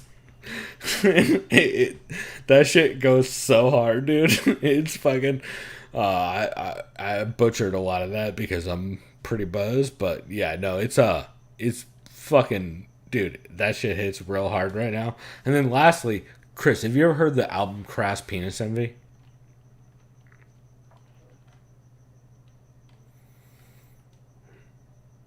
It is the hardest punk album of all time, probably, as far as I can tell. This came out, what's the year this came out? It was in the 80s, right? 81. And it was a band that they brought on a female singer for an album. From my understanding, loose understanding of this, and don't quote me because I know a million people will know better than me about this, but they brought on Eve Libertine and Penny Rimbaud, and then later on they brought on Joy de Vivre, and it's the hardest fucking feminist album of all time. It's just the hardest fucking feminist album of all time. Like, there's no doubt about it. It's such a banger, dude. It's and they're saying like shit in the 80s that here, you know what? Let me pull up the very first lyrics of this album, Chris, and we'll just go. We'll wrap it here.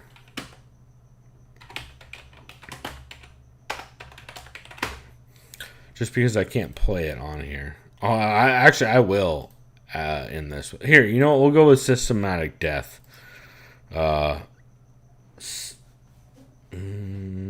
you know what? We'll go with the first one. The Bada Motel. I've got 5, 4, 3, 2, 1. I got a red pair of high heels on. Tumbling me over. Doesn't take much. Tumbling me over. Tumbling me push. In my red heels, I've got no control. The rituals of repression are so old. You can do what you like. There'll be no reprisal. I'm yours as I'm yours. It means no. It's my means of survival.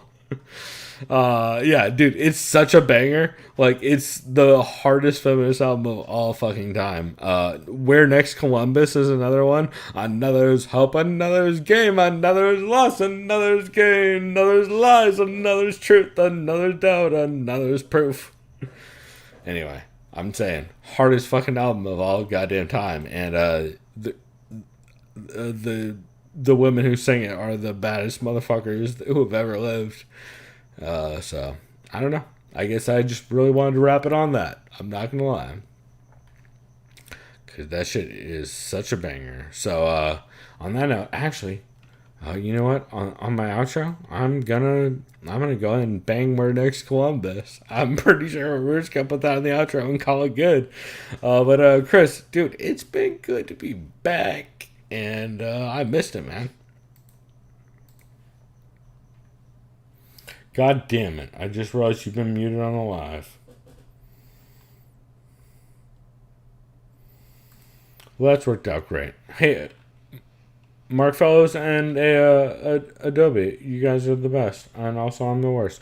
Good news is, Chris didn't say pretty much a goddamn thing in the last 20 minutes. Second off, true, you guys can hear the actual version on the audio, since we actually do have his audio. So, love y'all, and thank you for stopping by. Chris, now that you are officially asleep, you got anything to say before we're out of here? Yeah, I didn't realize I'd been muted too. I'm kidding. I mean, to be fair, you're not muted on the actual episode. You're muted on the video, which I'll fix later. So I'm the worst, but also. Oh no, I was gonna try to convince you that I accidentally had muted myself on the actual my end recording, so then we're both fucked. But I'm not gonna do that. So, well, if it makes you feel better, I'm pretty positive that you said a whole bunch of yups during the entire Oh, I said a time. whole lot of nothing. I'll admit that. I didn't say shit. Yeah, I'm ready. I'm ready to preview some fights. I'm tired, man. Oh God, I forgot we haven't even previewed fights. Yeah, dude, let's get Are we this still going, doing man. that? Getting Oh beer. God. I'm ready Oh to fuck God. to sleep. Okay. All right. I forgot we were doing that. I forgot that was a part of Unless you'd rather do a fight. Mark recap, I Fellows don't give a says, shit. can we start the show again, please? Mark Fellows, you weren't here for the first half of the show. You were only here for the... Unless you'd rather do a fight recap, I don't care either Mark way. Fellows, I'll just say this right now. I'm probably gonna be pretty uninspired. I'm just gonna say it right now. Mark Fellows, you were only here for the part where we were talking about Crass albums. So unless you're very into the band Crass, I don't think you missed a lot. Although you should be very into the band Crass, and you should feel like you missed a lot. Now that I'm having this discussion, I can't believe I just talked about Crass on my own for like 20 minutes. Chris, this is terrible. All right, hey, do you have your Topology pulled up? I mean, yeah. That's right here. Sound more motivated, my guy. All right. Good news is I don't want to talk about anything prior to Roxy. Do you? Let me look at this. Yeah, no, we're good. All right. Roxy versus Tyler Santos. All right, cool. So we'll just get into it now. If you wanted like a half break, like I'll be able to. Oh, I just need to grab another yeah, let's beer. do a break. Yeah, let's take like a 2-minute break. I just want to grab a beer and then we'll just go through this quickly. Hey, Mark Fellows is correct. We should start the show again. Yeah. I'll be right back. All right, Chris. Love it, bro. Yeah.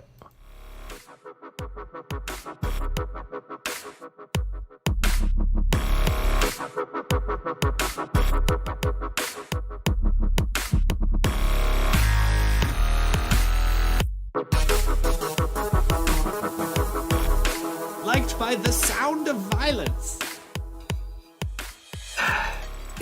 All it is, they're just any opportunity to disrespect trans women because we're one of the last remaining demographics that it is socially acceptable to completely shit on. So I don't know. I hope things change, and I hope I can be part of that. But it's still rough out here, you know. Now, a lot of people are bringing up your military past, which you've already brought up, to attack you, and are making a through line from being a soldier to a fighter, and how even that gave you an advantage. But knowing you, they're making a false parallel because the reason for you doing MMA is different from you joining the military. You mentioned that you joined the military to become a quote-unquote man or die, right? To find this masculinity that society wants you to have, or to die because you hate yourself.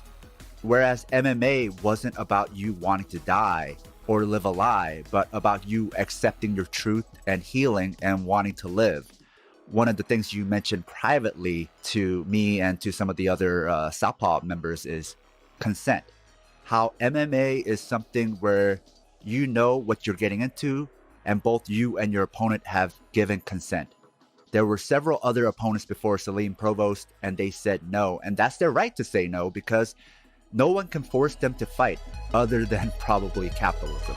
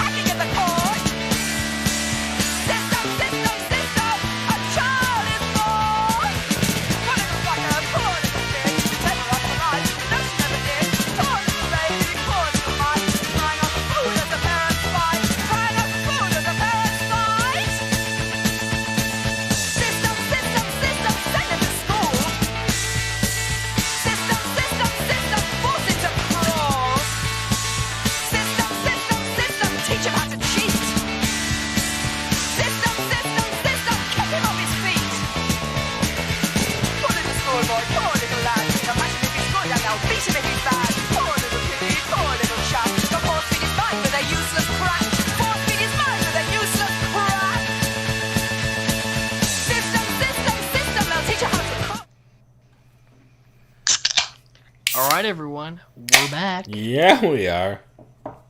We are back to preview UFC 266, Volkanovski versus Ortega. With a little quick caveat here, it's not the entire card. It's just the fights that intrigue us. Not only that, for the most part. but also, yeah, we are we be boozing a little bit at this point in the night. It is midnight on a fucking Friday, so take it for what it's worth. Also, I hope you all enjoyed the cross on the break that hopefully didn't get this video. Fucking shut the fuck off YouTube. But yo, tell me it's not a banger of a song, right? That's great. All of it. System. I had to do it. What's not great Okay, here we go. is that Mikazu is on a 4-fight losing streak. Unfortunately for her, it happens. She's going up against Taila Santos in a women's flyweight bout. Last time we saw Taila Santos, she defeated Jillian Robertson via unanimous decision. Looks like December 19th, 2020. Yeah, it was a pretty dominant decision as well. And she's had many canceled bouts. Roxanne Modafferi, last time we saw her, that says grappling bout. She's had a couple grappling bouts and both. So excuse me what I said. Holy shit, she's not on a 4-fight losing streak. No, she's on 1-fight losing streak. So like, you know when you look in the Tapology, it's like either the green or the red. grappling I was thinking bouts. red. Okay, excuse me.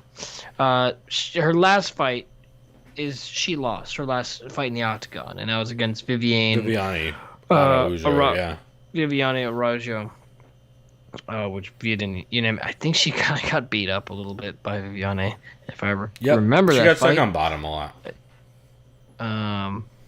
Other than that, I feel like this fight against Taila Santos should be pretty competitive. I think so too. I hope so. I mean, Jillian Robertson also got stuck on bottom a lot against Taila Santos, which I'm curious as to how that's going to play out in this fight.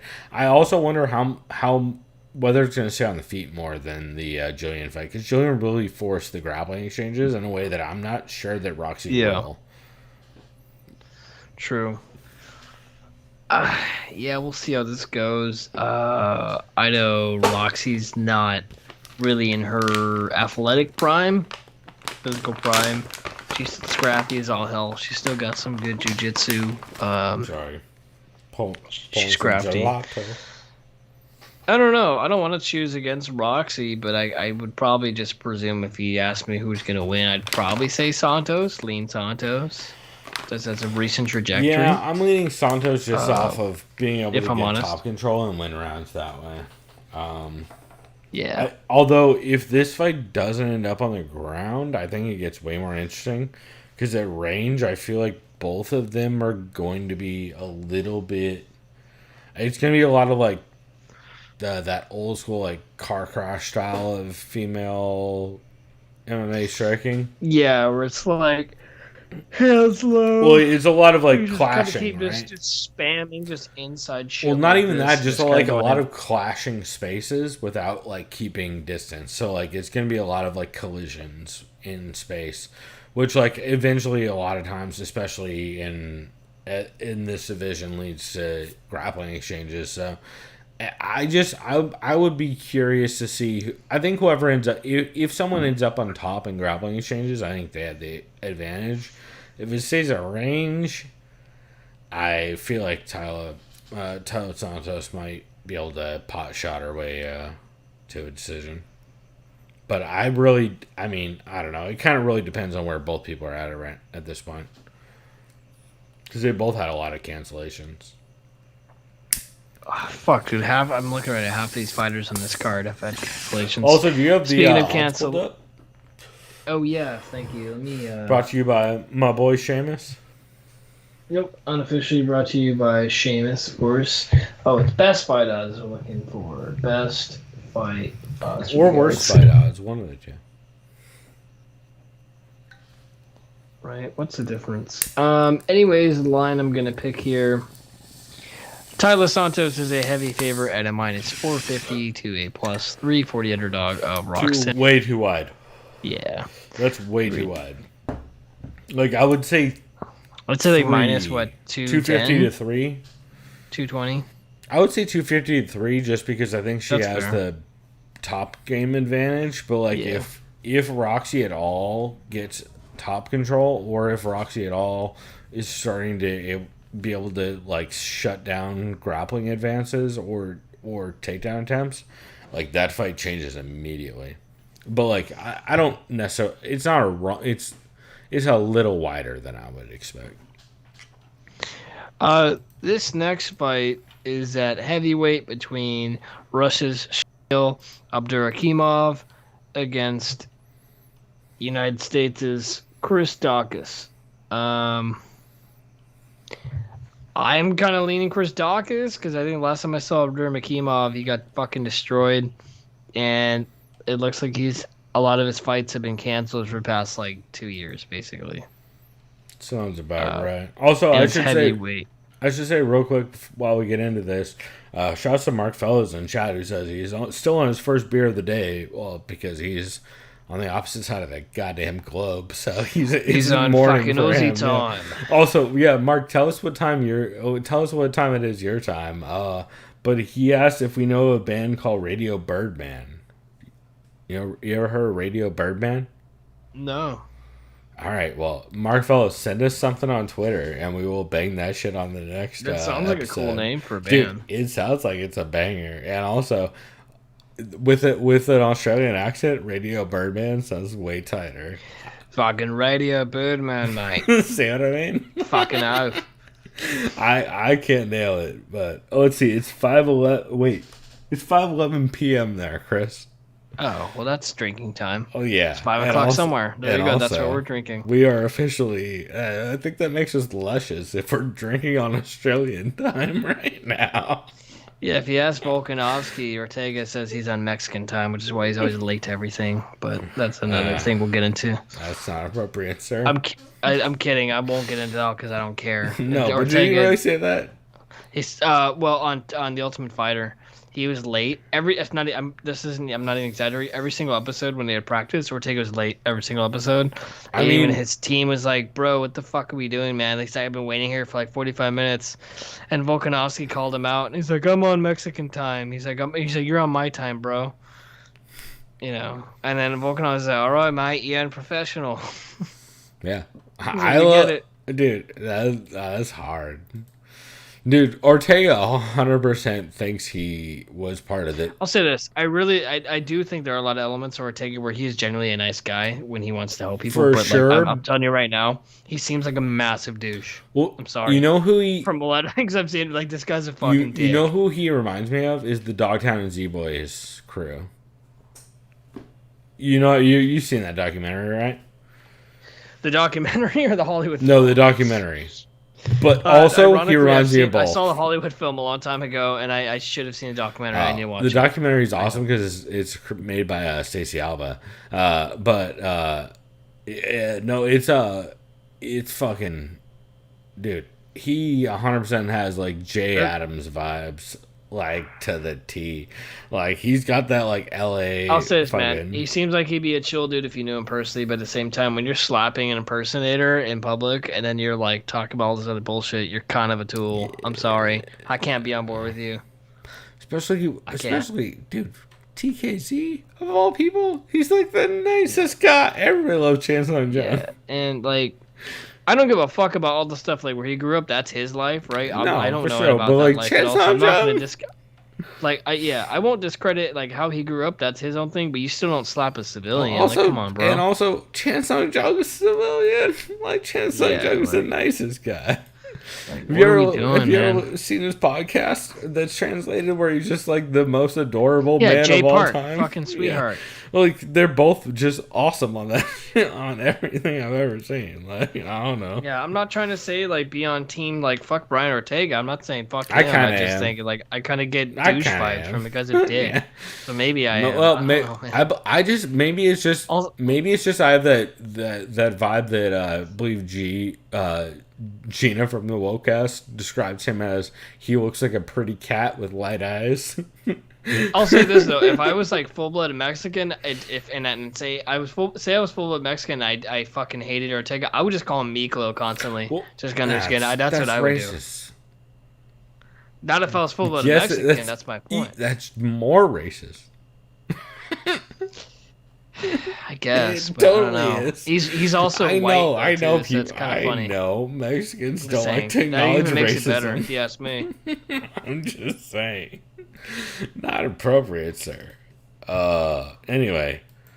Shamil Abdurrahimov versus Chris Daukaus. I got Chris Dawkins. I don't know why. It's like, dude, I don't care. Dude, it's because... I'm gonna be very blunt and kind of just to the... I'm just gonna, yeah, say why.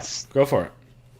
Yeah. Why? Because Kimov has a shit ton of canceled bouts, which probably cites health issues and or potentially Multiple bouts of COVID. It's COVID. It's health. It's all health related. Yeah. And Well, that and Chris Daukaus. Do you remember that win over Lexi? I think so. Where he just basically mobbed him? Like, he just swung on him on the feet and got a volume TKO. So, like, more than half the heavyweight fights, but yes. And exactly like what's probably going to happen to Shamil. Because Shamil is basically Alexi at this point. Because dude is fucking... How old is this dude? 40. And he has had canceled bouts since September of 2019. And that was the ground and pound loss to Curtis Blades, where he just got annihilated. And before that, it was Marcin Derek Tybura. Lewis. Yeah. All right. Daukaus. I have Daukaus Let's see volume the odds here. TKO. Let's see what the odds tell us. Brought to you by Shannon. What is course. what is Daukaus by volume TKO, or what's Daukaus by TKO, and what's Daukaus by TKO first? Daukaus by TKO/KO is plus 120. Easy money. Daukaus wins in round one plus I'll call it 250. That's not as good as I would like. Yeah. Because it could be second. It really just depends on Don't touch how. that fight. Yeah. No. Well, no. I think you can play Well. Daukaus pretty cleanly. I'm not gonna lie. Yeah. But then again, like maybe he actually gets wrestled. I don't know. So this next fight, I'm impressed that both fighters made weight given the circumstances of their visa issues. That is they both 100% had, what this comes down to. and the fact that Hey, Afghani fighter. Sorry, don't mean to interrupt you, but my favorite boy just showed up in chat. Kyle McLaughlin, what up, my guy? Good to see you, man. Sorry. You're good. Kyle McLaughlin, as you all know, From the fight site, right? Or formerly? yeah, No. well, that or from Twin Peaks. I don't know which one it is. It's probably from the fight site. Yeah. Formerly from the fight site. And also the one Chris, who I was telling you earlier, who does the awesome fucking movie reviews on, what was the site you were talking about? Letterboxd. Yeah, Kyle, you do the Which Letterboxd. I'm 1,000% going to be fully reviews, investing right? a lot of my creative energy into. Yeah, Kyle. Because I am a giant movie nerd, movie buff. I love film. I love television. It's fun. Yeah, because if I remember right, Kyle did a Letterboxd review about the one of my favorite fucking scary movies ever. Like, what kind of horror film? Because remember I was telling you that there's I like can't remember. I can never remember the name of the. It's the fucking. Do you know the year? It's the summer camp movie with Kyle's gonna remember it. I'm drunk. I can't remember. Summer camp. No, it's like Friday the 13th. Dude, I can't say which one because it spoils exactly what it is. Kyle knows exactly which one I'm talking about. He'll drop it in chat. It's one of Kyle says he does do Letterboxd and Adam. He just dropped it in chat. So Chris, there you go. Cool. Sleepaway Camp. Thank you, Kyle. I knew you knew it. What is it? Sleepaway Camp? Sleepaway Camp. One of the all-time greatest. So that horror sounds movies. like a film that came out around the same time as Friday the 13th as far as competing studios. Very different vibes, very similar era. Yeah, I believe it was early 80s, I want to say, late 70s, somewhere in there. So yeah, so it'd be like, instead of Camp Crystal Lake, it's going to be called like Camp fucking Mineral Pond or something. That's like on the nose. I'm probably wrong, it's a very different kind of movie, but I'm excited for you to see it. Okay. Also, I'll check it out. Now I'm ultra embarrassed when Kyle hears all of our trash takes about this card that we have coming up here. Anywho, also, Kyle, let's get to this. Kyle, yeah. As we get to this, please drop in chat what movie we should currently be watching that we don't know about. We don't know. Very different vibes, very similar eras. Perfect way of putting it. I'm glad Kyle said so. Okay. Anyway, Chris, so we got this Dan Hooker and Nasrat Haqparast fight, right? Yes. Nasrat Haqparast recently lost his mother to, I think, I don't want to be inaccurate and say cancer. I don't know if it was an illness. But I know he lost his mother tragically, which is fucked up. And sudden. Well, and Dan Hooker just showed up to weigh in, I think, like 12 hours ago or like 18 hours ago. One of the weirdest fights of all time, right? So he also said that City Kickboxing is most likely going to be moving to the United States for the time being because of the current COVID stipulations or restrictions that the New Zealand government has. I understand why, but like, that's a bad health move. Like, moving from a country with a great lockdown. Yes, the stipulations or the lockdowns are a little extreme. From what I've seen, they're a little extreme. But at the same time, if you go to the U.S., choose fucking wisely. Because, dude, I looked at the comments on Dan Hooker and, like, Adesanya. They're like, Texas will have you, brother. No. Or, like, Montana or Florida. You're like, no, dude. No, don't go to Texas. Don't go to Florida. Oh, my fucking God, no. Don't go to any... Come to San Diego. No, don't go to San Diego. Because we just keep getting all the fucking people from Arizona with no vaccines. Oh, yeah, true. Also, so Kyle McLaughlin just dropped in chat, which I would love to share with everybody. He said he just saw Many Saints of Newark, and it was brilliant. Like you saw it early, or is it out now? Out on HBO Max next week.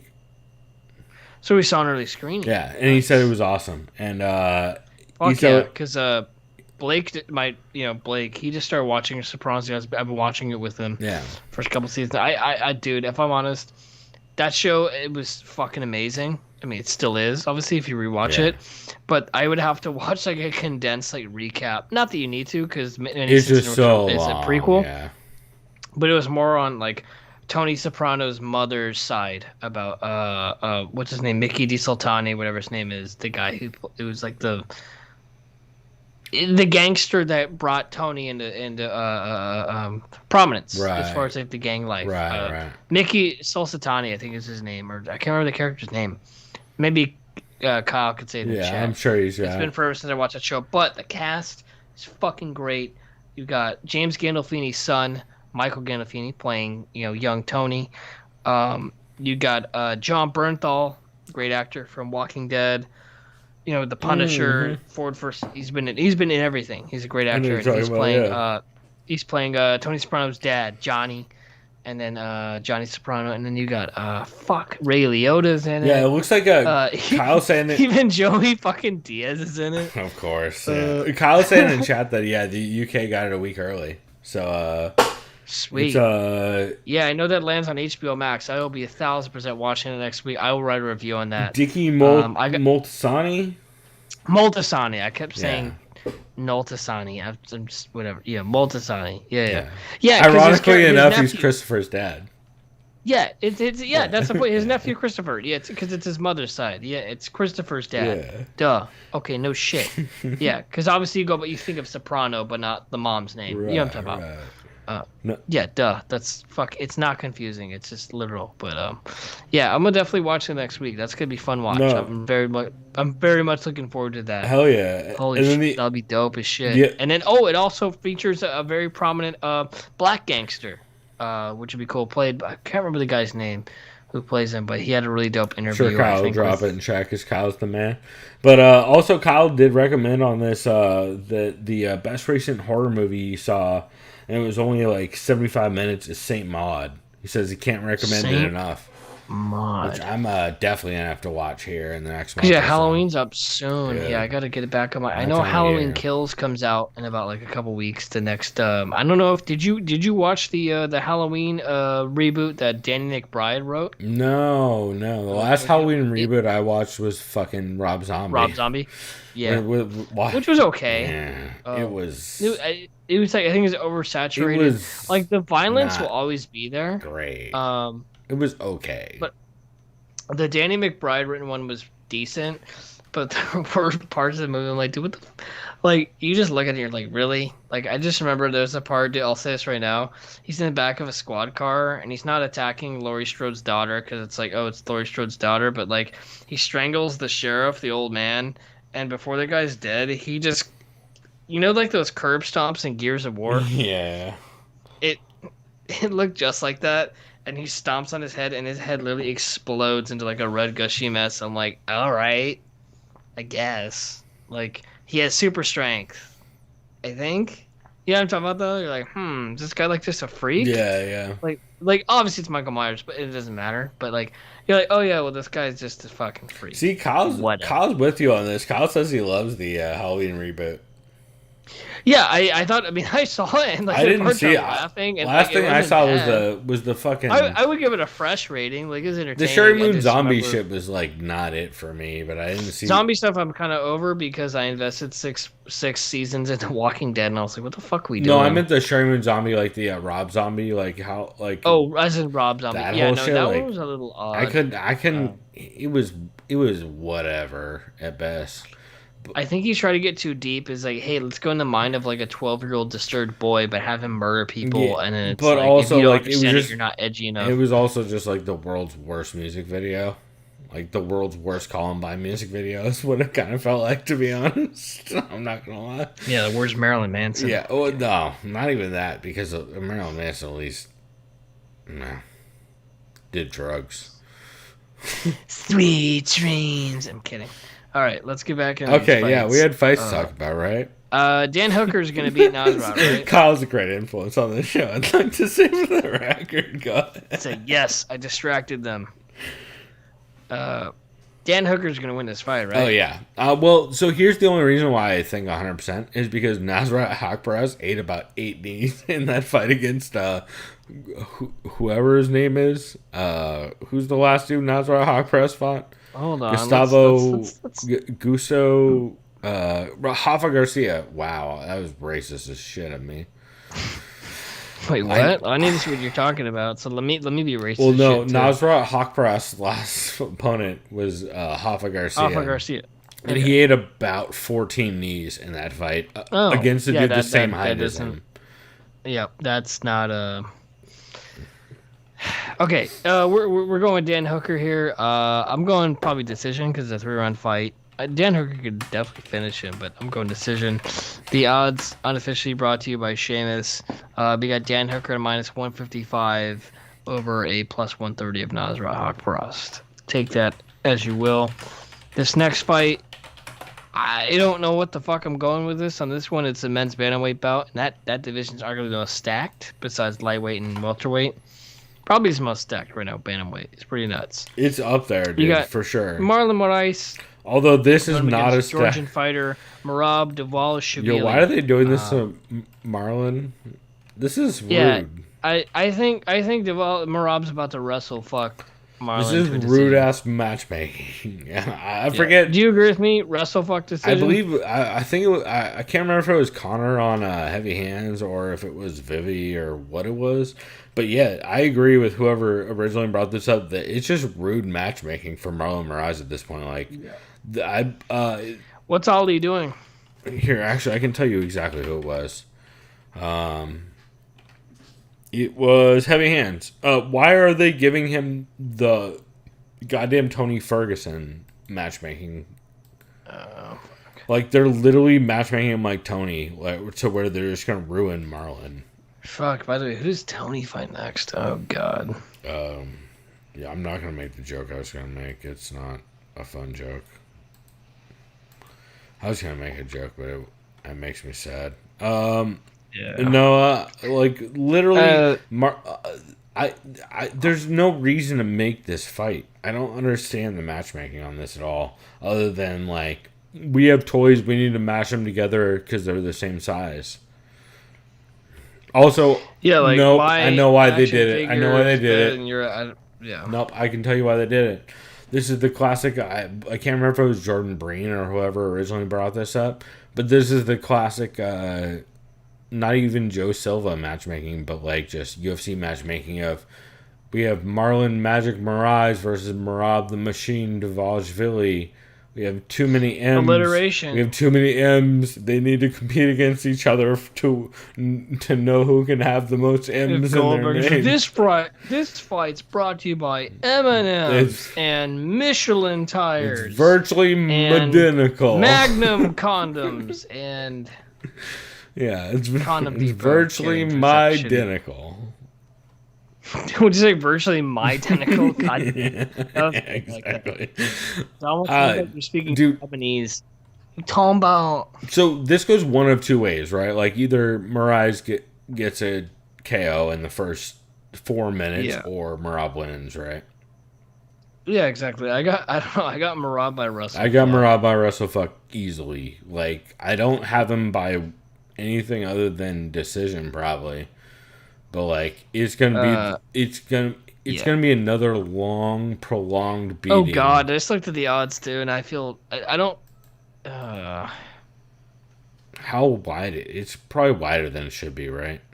Yeah, I gotta tell you, it's Merab Dvalishvili minus 275 to a plus 210. That's pretty wide. What's Merab by decision? Merab by decision. What the fuck? Okay, this says by unanimous decision. I don't know what the decision is, but 180 plus 180. That's not bad. Okay, split majority decision is plus 450. If that makes any difference. No, like plus 180 but not really. for a decision is not bad. Like, because Merab's not gonna finish Moraes probably, but Merab's absolutely. And if I'm honest, gonna by the wrestle way, him. Dude, putting money on split majority is not a bad bet at 450. It is because there's like, no way Moraes is gonna. Yeah. If he does land anything significant, it's gonna be a draw. You're not gonna get a split majority. Like, so it'll be like but Merab at any kind of plus number for a decision is kind of a good move. If you want to like if you had $20 you never want to see again. If I was playing the CME betting game, I would play the fuck out of that right now. I'm not gonna lie. Okay. If we had local betting, like to where I didn't have to deal with the fucking bookie, I'd put probably $20 on that. I feel like there's a really safe bet. Speaking of safe bets, Andrade versus Calvillo. I mean, you got to go Andrade, right? and then we just continue. I mean, is that how you feel about it? Yeah. I mean, to be honest, Calvillo is very scrappy, though. Super scrappy. Yeah, she's definitely a veteran. She's shifty with her submissions, especially when she pulls her opponents in the guard. She's comfortable off her back. I just think Andrade's going to be way too dangerous, and she's just the physicality of Andrade and just being most likely that much stronger than Calvillo. Or at least is going to play into just Andrade's favor. At least equally as strong as Calvillo, to where she can pick where she wants to compete, right? Yeah, I just see Andrade winning this just in the grappling exchanges in the clinch game and just basically saying, hey, I'm going to pivot you and throw you where I want you to be, and this is what's going to happen. I don't see how... I think clinch is mostly exactly because Calvillo is not a near bantamweight fighter, and that's no disrespect to her weight or her size, because she's not, she's not like tiny. It's not like this is like, and no disrespect to say a Michelle Watterson who used to be at atomweight, but it's not like she's an atomweight fighting at 125. You know what I'm trying to say? There's no disrespect to Calvillo. I think she's still very skilled at 125, but she's fighting a former fucking bantamweight man, and it's I think Andrade is so much stronger. I don't say so much stronger than her, but I would say she's stronger than her. I think that's fair. Yeah, it's subjective, but for sure. And I think a big part of it is that Andrade pretty clearly. You mentioned that. I think a big part of this is going to end up in the clinch, and I think you're absolutely right. And I think Andrade is going to be able to dominate that exchange. And I didn't even mention as long as she can actually Andrade, commit to getting underhooks, because Andrade does have a little bit of a problem with actually digging underhooks, whereas Calvillo is much more committed to it. So that's like the one thing that makes me a little bit nervous is if they clash, because they will clash in the clinch. I'm just a little bit nervous that Calvillo will dig underhooks quicker, but Andrade has gotten better about it, I feel like. But then again, like with Yan Janan, she just grabbed over the neck, so I don't know. So last time we saw Andrade, it wasn't even close against Valentina Shevchenko. She got fucking crucifixed and finished with elbows. It was pretty nuts. Other than that, she's a former strawweight champion. She's still got that championship mentality. Well, and I think if she starts to land any kind of damage on Calvillo, that's a wrap. Last time we saw Calvillo, she lost. Oh, that's right, to Caitlin Chukagian. I forgot about that. Yeah. Also, Calvillo saying she thinks she's in line for a title shot off a win, which probably because 125 has zero. She's people probably not in it, rolling. but also not. I think this is going to be extremely one-sided. Yeah, I don't know. Yeah, I got judged by not by finish because Calvillo's tough as shit. She's strong. She's very durable. The odds. Yeah, you got Andrade minus 225 to plus 185. What's Andrade via decision? So inside or whatever you call it, or just by decision. By unanimous? Yeah. Oh no, here it is. They got it by decision. Excuse me. Andrade's by straight up decision is plus 180. That's not a bad line. What's that? Yeah. I don't think she's gonna finish Calvillo. Nah. I don't think she will. Wait, what's Calvillo? What's the straight line across the board? What is Calvillo? How the fuck? The main line I keep seeing is minus 225 to plus 185. Huh. So what? People think Andrade's gonna TKO her? I'll tell you the odds for finish.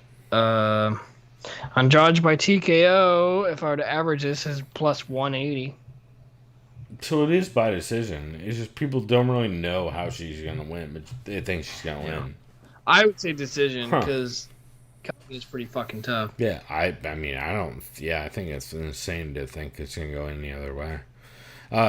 So here's a fight I don't know how to read, Chris. Curtis Blades. I'll tell you this right now. Rosenstrike. You have a good read on this, you think? Curtis Blades by Russell Fuck. You think so? And ground and pound TKO. I got TKO on this one. So here's my question. You think he's going to avoid an uppercut again? He's going to have to shoot early. He's going to have to establish a wrestling game like the first immediately time. as the bell rings. Remember, he just ducked into it the second time he did it against I forgot, Derek this is a Lewis. rematch, right? No. I'm talking about the Derek Lewis one that he ducked into the last fight. Oh, yeah, god damn it. Where You're he right. looked gorgeous every moment up until he ducked in straight Yeah, and it's the into an last part of the uppercut. fight, he just got deaded. I know. I don't know. I'm probably wrong because Jairzinho is definitely more technical than Derek. But is he, though? I mean, look what he did. He tried to do against Francis. He looked very He not definitely technical. freezes up more. I don't know, man. I just think Curtis Blades is one of those fighters. He just beats everyone. Not Ngannou or Lewis are gone. Yeah, so I not don't know. someone And that's who no will disrespect kill to him. Blades. He's a very good fighter. It's just like, I don't know. He just doesn't have the dynamite in his hands like those three guys do. Dude, I am 100% on board. So I got Curtis Blades. I got him by TKO. Really? Yeah, ground and pound. I don't know. What round? I just see it happening. I mean, technically, it's stupid to say round 3, right? Like, you're like, oh, it's at the end of the fight. Especially a so I guess I just heavyweight. bite- But to be fair, though, just call it round 2. yeah, round 2 is probably the way to go about it. I don't hate that pick. Man, I'll tell you the odds. I don't know how. Oh God, these odds. Oh boy. Yeah, I know. I want to take Blades for sure, but like the problem is like I don't trust that Blades won't, even though he wins 30%. Let me tell you 60%. the odds of Rosenstrike by a KO. Don't even say it yet. Don't even say it. So here's my internal. I'll say this: you're gonna want to choose him. Before you say it, I'm just saying, Curtis Blades on paper, I feel like should win this fight if he can at all work a takedown game. The problem I have is Jairzinho Rosenstrike does that shit where he just waits and pummels people when they try and do anything other than stay away from him. And I'm really worried about that. Normally, I would take Curtis... You know what? I'm going to take Curtis Blades. I'm going to take Curtis Blades via TKO in the second. Yeah, I got him in the second too, and I'll say the odds. TKO by Blades second is plus 120 all across the board. If you wanted to take Rosenstrike by some sort of finish, just by hands, like TKO KO, the average across the board is plus 400. That's not good enough. No. No, I thought... I really was... I want to lean like Rosenstrike, but like... Dude, I just think Blades is too much of a wrestler for him to where, like... It's either going... This is 100% going to be an indictment on Blades if he can't make this happen. Oh, exactly. And that's kind of not fair also, just as a matchup perspective, but, like... Is a real moment for him to, like, make a move. Let's get this next fight. By the way, spoiler, I absolutely do not like this next fight at all. Wait, do I love this next fight? I mean, you're a Diaz fanboy, right? Or you were? Bro, do you need me to go get my nunchucks out of the closet right now? Like, do you need me to get my... I just wanted to see your reaction. Do you need me to get my I'll say this right Diaz now. neighborhood watch The main reason shirt why out of I the- don't... Do I need a main reason legalized why- Diaz shirt out of the closet? The only fake. part of me that likes this fight is because Nick Diaz is back. I like Nick Diaz a lot. He's a fucking cool fucking dude. He is a cool fucking dude. Actually, keep talking. The main I'll be reason right why I hate this fight... I hate this fight mostly because if you've seen Robbie Lawler fight in his last couple fights, it's not pretty. It's bad. It's really bad. Let's go ahead and see what's going on. Excuse me. Okay, so last August 29th in 2020, he fought Neil Magny. That was really bad. He got absolutely dominated. He froze up against the cage. It was like 30-27 across the board. He just got wrestle fucked. He got hooked to the body, to the liver. It wasn't bad. Okay, before that, we had him fight Colby Covington, who is an asshole. Doesn't matter if he's an asshole. Colby Covington, who doesn't punch for power at all. You can call him Pilithus as much as you want. Colby Covington has fantastic cardio. He has fantastic volume. I think Colby Covington at that time landed like the record, like 600 punches landed in a fight, like a 5-round fight. Wasn't even close. Robbie looks like he was lost. He didn't want to be in there. Point being, those two fights, when he's backed up against the fence, didn't really show up. He was just like, what am I doing here? He's just deer in the headlights. Fight before that, Van Asperin's UFC debut. Alright, I did my best. I could not find a fucking Diaz shirt. I have two, but I couldn't find one. Bulldog controversy aside, in my honest opinion, it looked like Lawler went out because his hand went limp, whatever you wanted to do. We're Ben Askren right now? Yeah, I'm talking about how disappointing Lawler's looked. Magny and Covington, he was a punching bag. I think that's a fact. And there's not been. Trash. I forget who said it this week, but it was Phil McKenzie on Heavy Hands, who said, "Not to ruin everyone's fun." I'm paraphrasing that first part, but when was the last time Nick Diaz or Robbie Lawler looked good? And it's when they won, which was decades ago. I'm not even gonna go through any more of this for Robbie Lawler. You know why? Because his last win was 2017.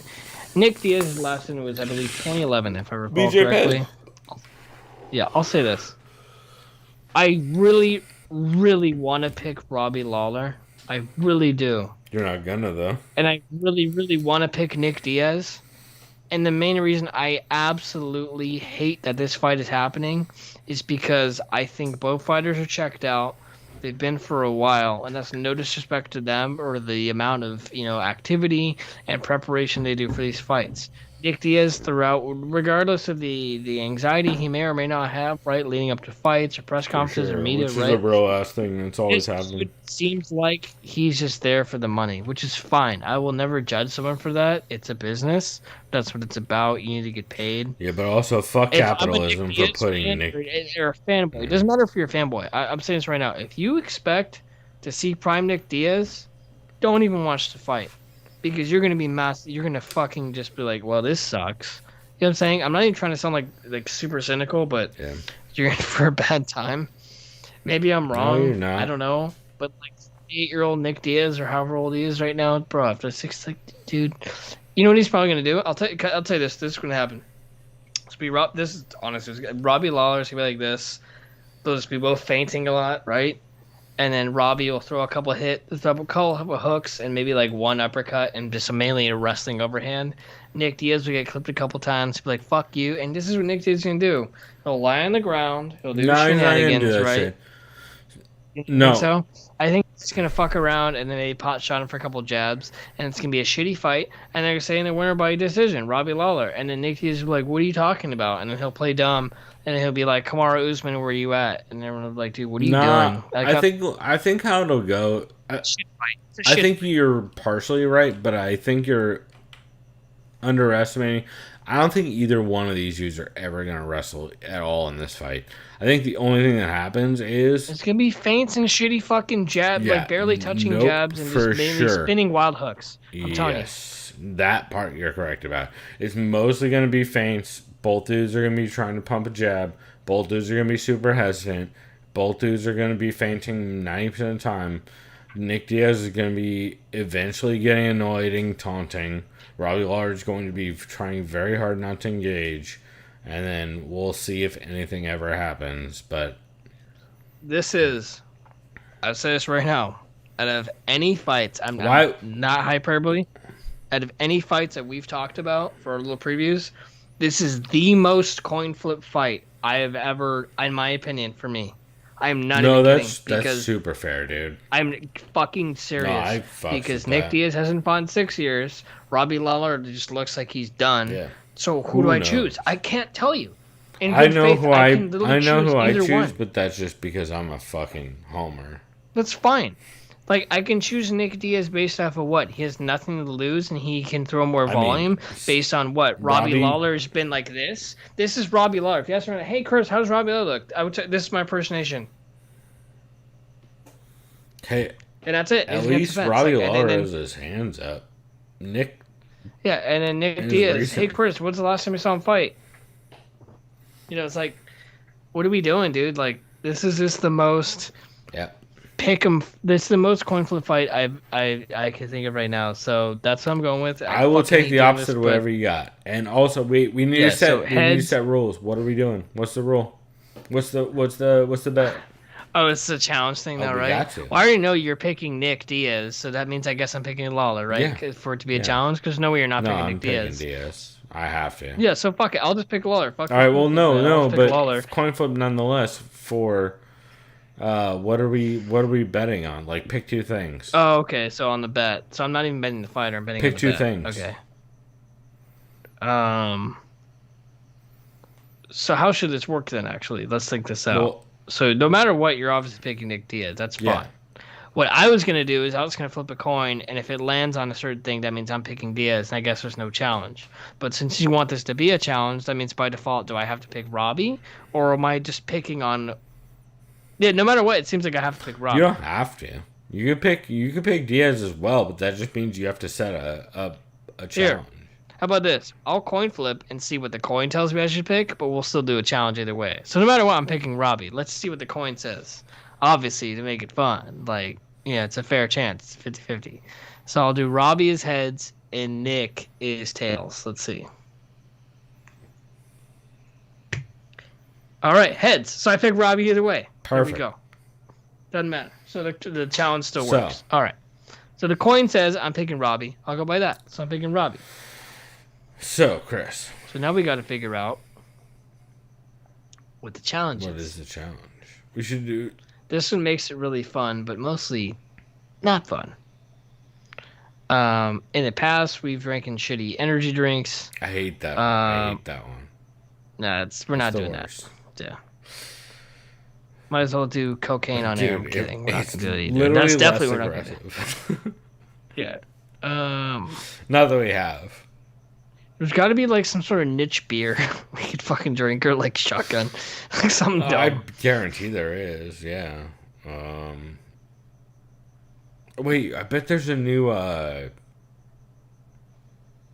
you know what you should do? It's like Nick Diaz is from Stockton, so it's like a Northern California beer or somewhere from there, and then Robbie is from Iowa. I know he was born in San Diego. That doesn't count. So I'm not going to choose San Diego beer as a cop-out, but he's from Iowa, so maybe I could do something like, not from Toppling Goliath, because that's cheating, but like maybe another niche, like another beer from, you know what I'm trying to say? Yeah. Like something region-based. So I've got a great idea. Also, shouts to Mark Fellows, who's evidently drinking sake from Hyogo, Japan, which evidently is... He also says, drink a lavender beer, worst scented flower ever. Yeah, no, that sounds awful, bro. Yeah, it's just like basically every time you take a sip, lavender. Yo, how does this soap lavender. beer taste? Yeah. No, 100%. That sounds terrible. No, but the shouts to sake. I really love sake. Maybe it's just my... Do you prefer cold or hot? Cold, but that's just because I grew up on fucking deli sushi. Or Sushi Deli. Oh, Sushi Deli in San Diego. Sushi Deli is a banger. Yeah, you already know the Claremont one. Oh, hey, that 4x4 combo, bro. Dog, you already know. Hey, Hadouken. The monkey paw is fucking like Hadouken any day, dog. You know what I'm saying? That's just so fire. What about Sushi Diner, Bob Marley? Yeah. Anyway, it's just fire. By Mesa College right there. No, yeah. We already know. Wait, what were we talking about before that? God damn it. I got distracted. So we were discussing what's the... So right, the our coin bet. told me but then again, I already had Robbie Lawler regardless of the coin because you're going to just choose Nick Diaz no matter what. So are we choosing a beer based on the region they're from? So Robbie Lawler's from Iowa. Nick Diaz is from Stockton, Northern California. I feel like if I win, you need to do some kind of edible for the next episode. And if you... boy. That means the episode's getting cut short. And if you win, you get to pick what I get to do for the next episode. Whether that be like some kind of fucking, I don't know, grain alcohol Can I say something. this right now? Can I say this right now? So I did edible when I was in Mexico. How'd that go? Okay. I was fine. This is my main issue with edibles. I'll tell you this right now. So it was like a chocolate covered mint. It basically just tasted like a chocolate malt ball, I guess. Like when you eat it. It was, I think, only like 10 milligrams. I felt fine, but it was about 3 hours. I know exactly what you're talking about, and also I think that brand is kind of strong. Dime bag. I don't know. I couldn't tell pretty you. Sure it's dime bag. It was given to me by one of my. Actually, I shouldn't say this out loud. Never mind. I'm pretty sure it's dime bags. I know who gave it to you. It was about 3 hours later when I was at dinner. I was at dinner, dude, and all of a sudden, like, I just felt like this. I was like, "Oh, I'm high right now." Like, you just tell, like, when you're like edible high. Like, I wasn't having anxiety. I was just like, "Oh, well, now this isn't fun." It's a different feeling. Yeah. I was just like this. I just felt it over my face. I was just like, "Yeah, I'm high," and I wasn't really loud. I was just like, "This sucks." So, like, I hate edibles. You can challenge me at edible if you want. I'll be honest. I don't want to do it. If you don't like it, then. Well, then. No, I don't like edibles because it's not a high narcotic. Because it's like this: either my eyes close shut and I'm just like this, or I'm just like, all right, I'm high. This isn't fun. Like I just don't. I know you're a sleepy boy when it comes to edibles. Yeah, it just doesn't sit well with my chemical balance. It's for me. I need to inhale it, bro. I need to kill my lungs. I know, bro. I'm saying you and Trevor have that sleepy boy energy or that anxiety boy energy whenever you have edibles. Well, Trevor would rather do edibles than fucking smoke. He doesn't like stuff in his lungs. Well, but most of it's anxiety shit, though. Well, that too. Yeah. But for me, the anxiety stuff is sativa based. Yeah. Well, sometimes. But anyway, we are all over the place. Anyway, have we talked about all the fucking fights yet? No, we got stuck on. No, because we're still stuck in this bullshit Diaz Lawler challenge. That's right. I say this: the easiest thing to do is shitty beers to shotgun on air. Deal. That's just the easiest thing. Deal. Should we just make it easy and we both choose the same shitty beer? It's like in this both, like we both hate it. I was like, all right, you win, you lose, you know what I mean? We'll do the math off air because I know we'll do it off air. Some of these we're gonna take too much time. I know some of these motherfuckers have had very shady sponsorships for beers, and I'll find which ones they both had, and we'll make it happen. It's gonna be an off air bet, but there's a. By the way, can we speaking of skip? Can we skip this next fight? I feel like. Come on. Both have a. Come on. We might have a pick. I mean, can I look at the odds? Let's just see for fun. Okay, guess. I'll have you guess. Just take a guess. 2,000.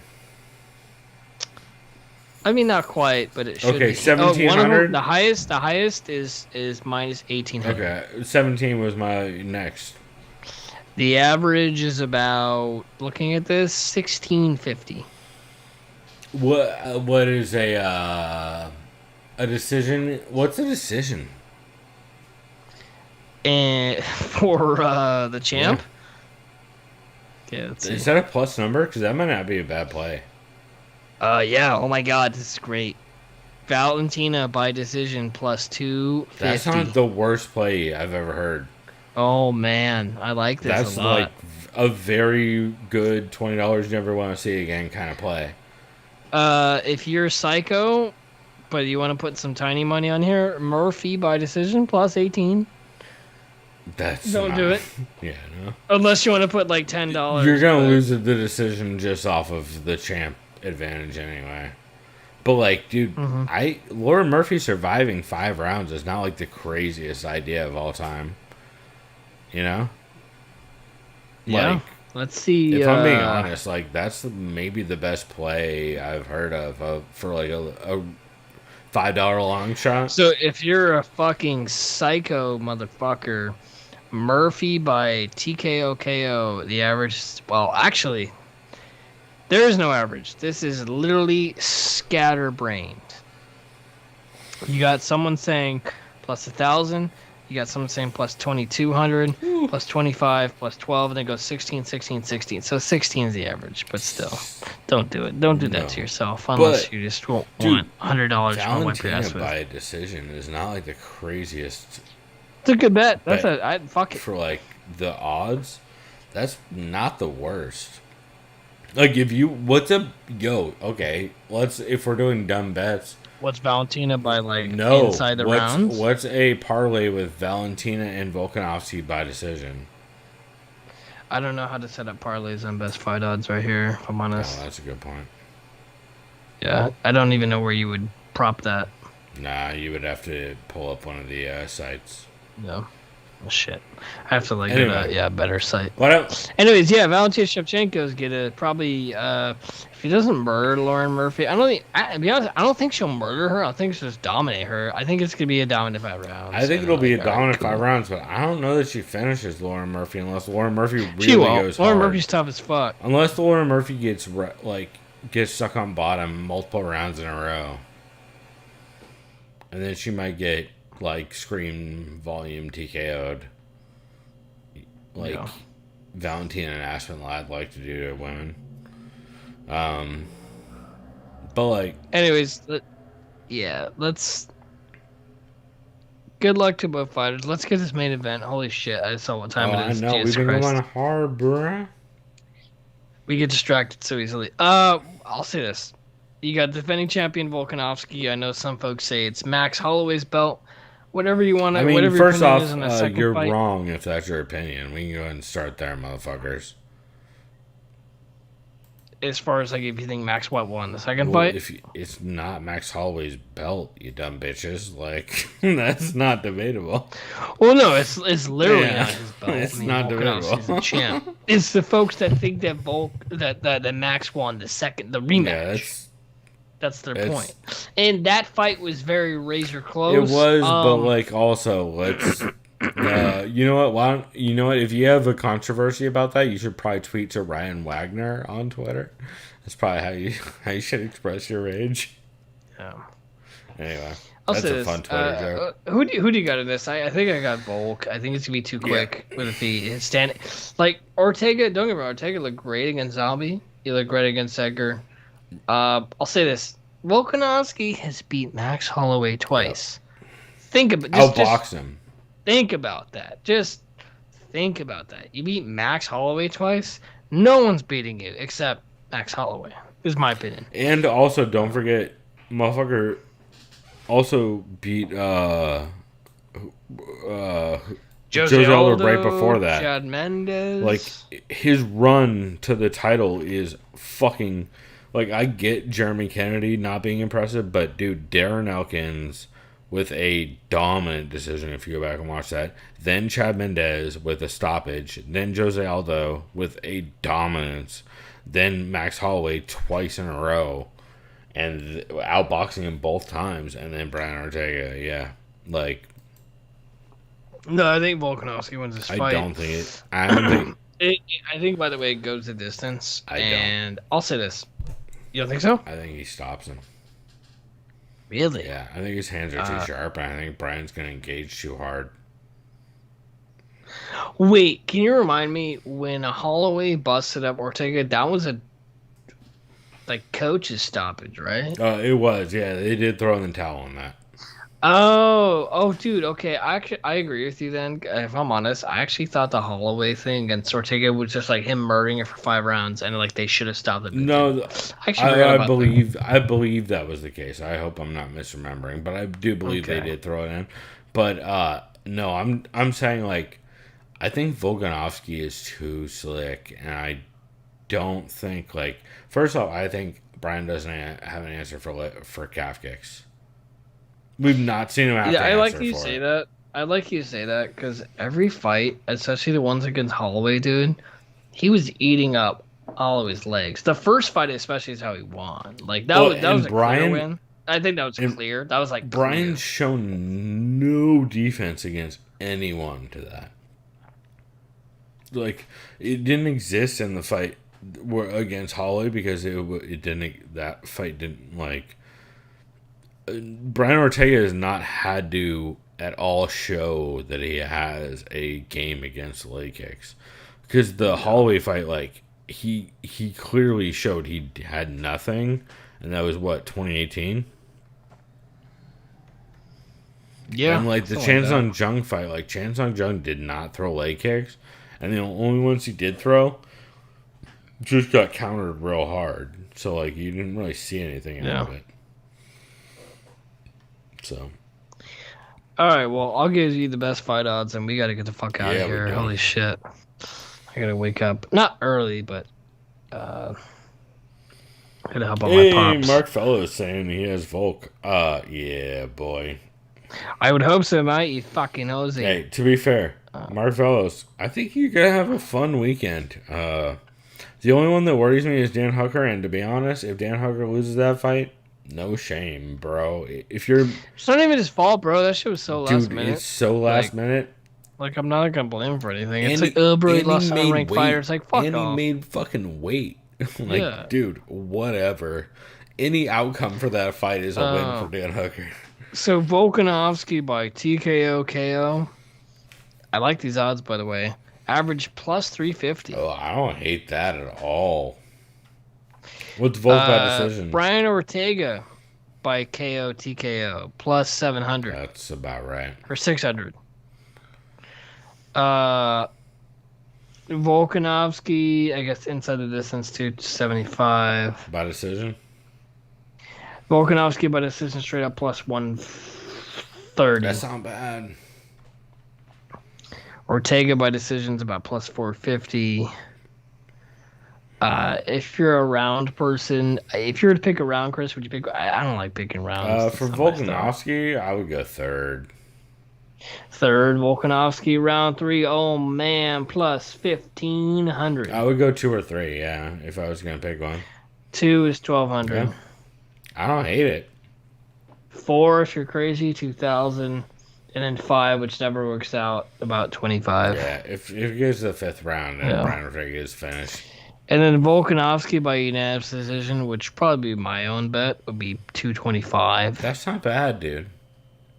Ortega, though, I'll be honest, the only other bet I would probably do is Ortega by unanimous, which I doubt, but it'd be plus 750. That's like, I mean, the payout would be nice if you just were like, fuck it.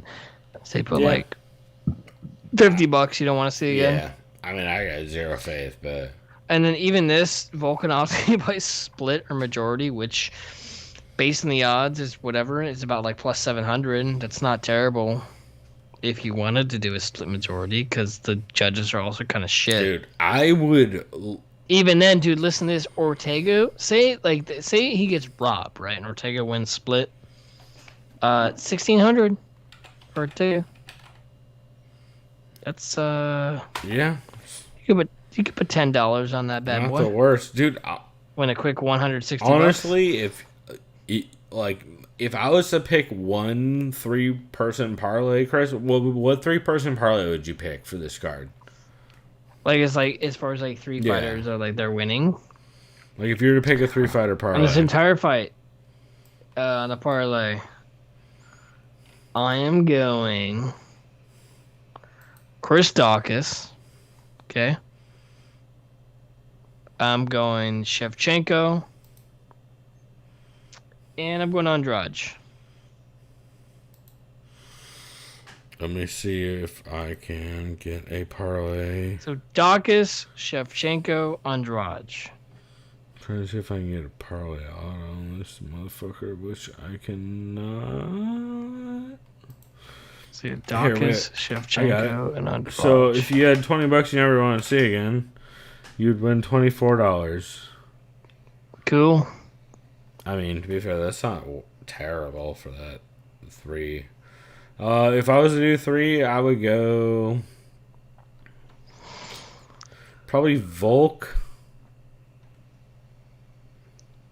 Nick Diaz. Fuck no. No, you I would probably go go Volk, Volk. Dvalishvili, and Nasrat. Santos. I like Santos. So if I go those three, let's see what we got.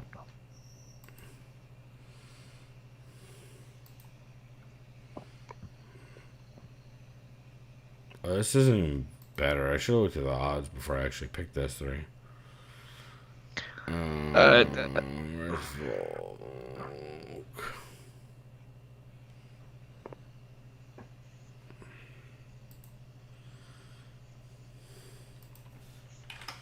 Yeah, so if I had $20 in every one city and I get 29, I mean, I feel like we're both picking like very much like. To be fair, a lot of this main card is pretty even. Like, Yeah. it's pretty playable. Let's see. Shevchenko, Dvalishvili, and Dawkins is the three that Mark Fellows has. Let's see how that goes. Let's see. Shevchenko is like the easiest goddamn pick of all time. I'm gonna go ahead and just throw that in your face, my guy.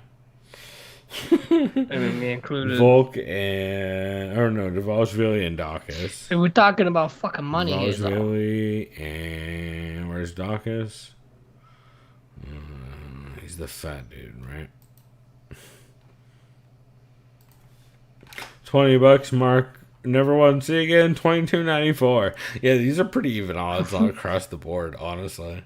So not too bad. I kind of fucks with this card actually. Like all things considered, it's a pretty competitive card for it being what it is. You know, I kind of fucks with it. Mark Fellows, I appreciate you swinging by and chat. Chris, I'm happy to have you back doing episodes with me, my boy. Oh, It's been a long time coming. I miss this shit, man. It's good for the soul. Yeah, if I'm honest, part of me was like, fuck this. But it was fun. Yeah, halfway through, you start coming back around, right? A little bit. Part of me was like, fuck him, man. Yeah, no, that's how I feel every time we record this, where I'm like, I hate this sport. Once I'm home tomorrow, like, and I got I was about to say it, and the S word. I got the fights on. It's the super legal, ultra legit shit on. Yeah, I'm gonna be buying this 2 times. Yeah, ultra times. Yeah, I'd be buying this as much as Dana White be buying people flights to Brazil for their girlfriends. Buying hookers. No, hooers. Excuse me, as Danny DeVito would clarify. But hooers. Yeah. Dana White, you piece of shit. Well, all right. On that note, we love everybody. And thank you very much, everybody, for joining. We are the worst, but we appreciate you sticking around for as long as you did. And, man, go support MMA podcasts. Because there's a lot of great ones out there doing it. And then we'll keep you updated on when we do fight card coverage, or I think, like you're mentioning, Chris, commentary stuff, or live stream video game whatever. Yeah, something fun we want to do. You'll know about it. Yeah, we'll be doing some now that we finally have a little bit more leeway here in San Diego and things are a little bit less crazy. Chris and I'll probably start doing some more crossover stuff with different kinds of video games and live streams and all that kind of stuff. Yeah, and then we're both obviously double vaxxed, so like maybe we'll get together and do something. I don't fucking know. It'll be fun. And as far as the video game shit, logically, probably easier if we got together and did something like that. No, I'm thinking, and like that's what I was saying is like, we'll maybe we'll start like a once a week series where we do like maybe you and I fucking meet up and smoke hell weeds on Sundays or something. That'd be fun. And just crank out a bunch of little videos that we can put up throughout the week or throughout the month. That'd be fun, man. That'd be dope. Yeah. So, all right, everybody. Well, much love, and it's been cool as shit kicking with you guys. Shouts to everybody in chat. Shouts to Mark Fellows. Shouts to absolutely everyone who listens to the show. Also, Mark Fellows saying in chat. Wait, let me pull my motherfucking shit back up. Oh my god. This is what happens when I have too many goddamn windows. Mark saying in chat, yeah, live watch along tomorrow. I have been seeing a couple people saying they're going to do watch alongs for the card tomorrow. So keep an eye out. I don't know if CME is doing one, but I have heard that there's a couple different podcast outlets or outlets that are doing some. So Chris and I probably won't be, but we will probably be dropping in on one or two throughout the day. So especially since you got work, right? I don't have work. No, I'm but off you got tomorrow. shit to do, is what I mean. Yeah, I'm helping my dad Yeah. with some moving stuff. Yeah, but I will probably be dropping in on if there's some outlets doing some live streams. I'll probably be popping in and I drinking will some be bars. watching the fight card tomorrow, though. Yeah, so cheers to everybody. Cheers to Mark Fellows, as always, being one of the real ones in chat. You already know. And thank you to all the MMA podcast outlets out there. And thank you also to Alana McLaughlin for her incredible insights that she gave this week, because I really feel like that's important to the sport and to the space as a whole. So I really appreciate that. So everybody have a good weekend. Everybody have a good night. And until next week, motherfuckers, we love you. Go do something decadent. And fuck Nazis. We out. Bye.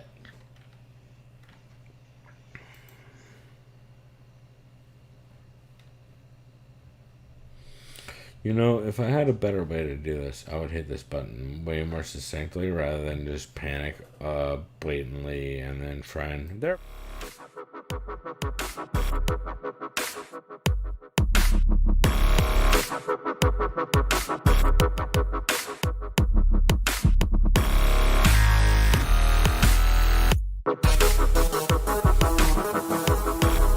Liked by the sound of violence.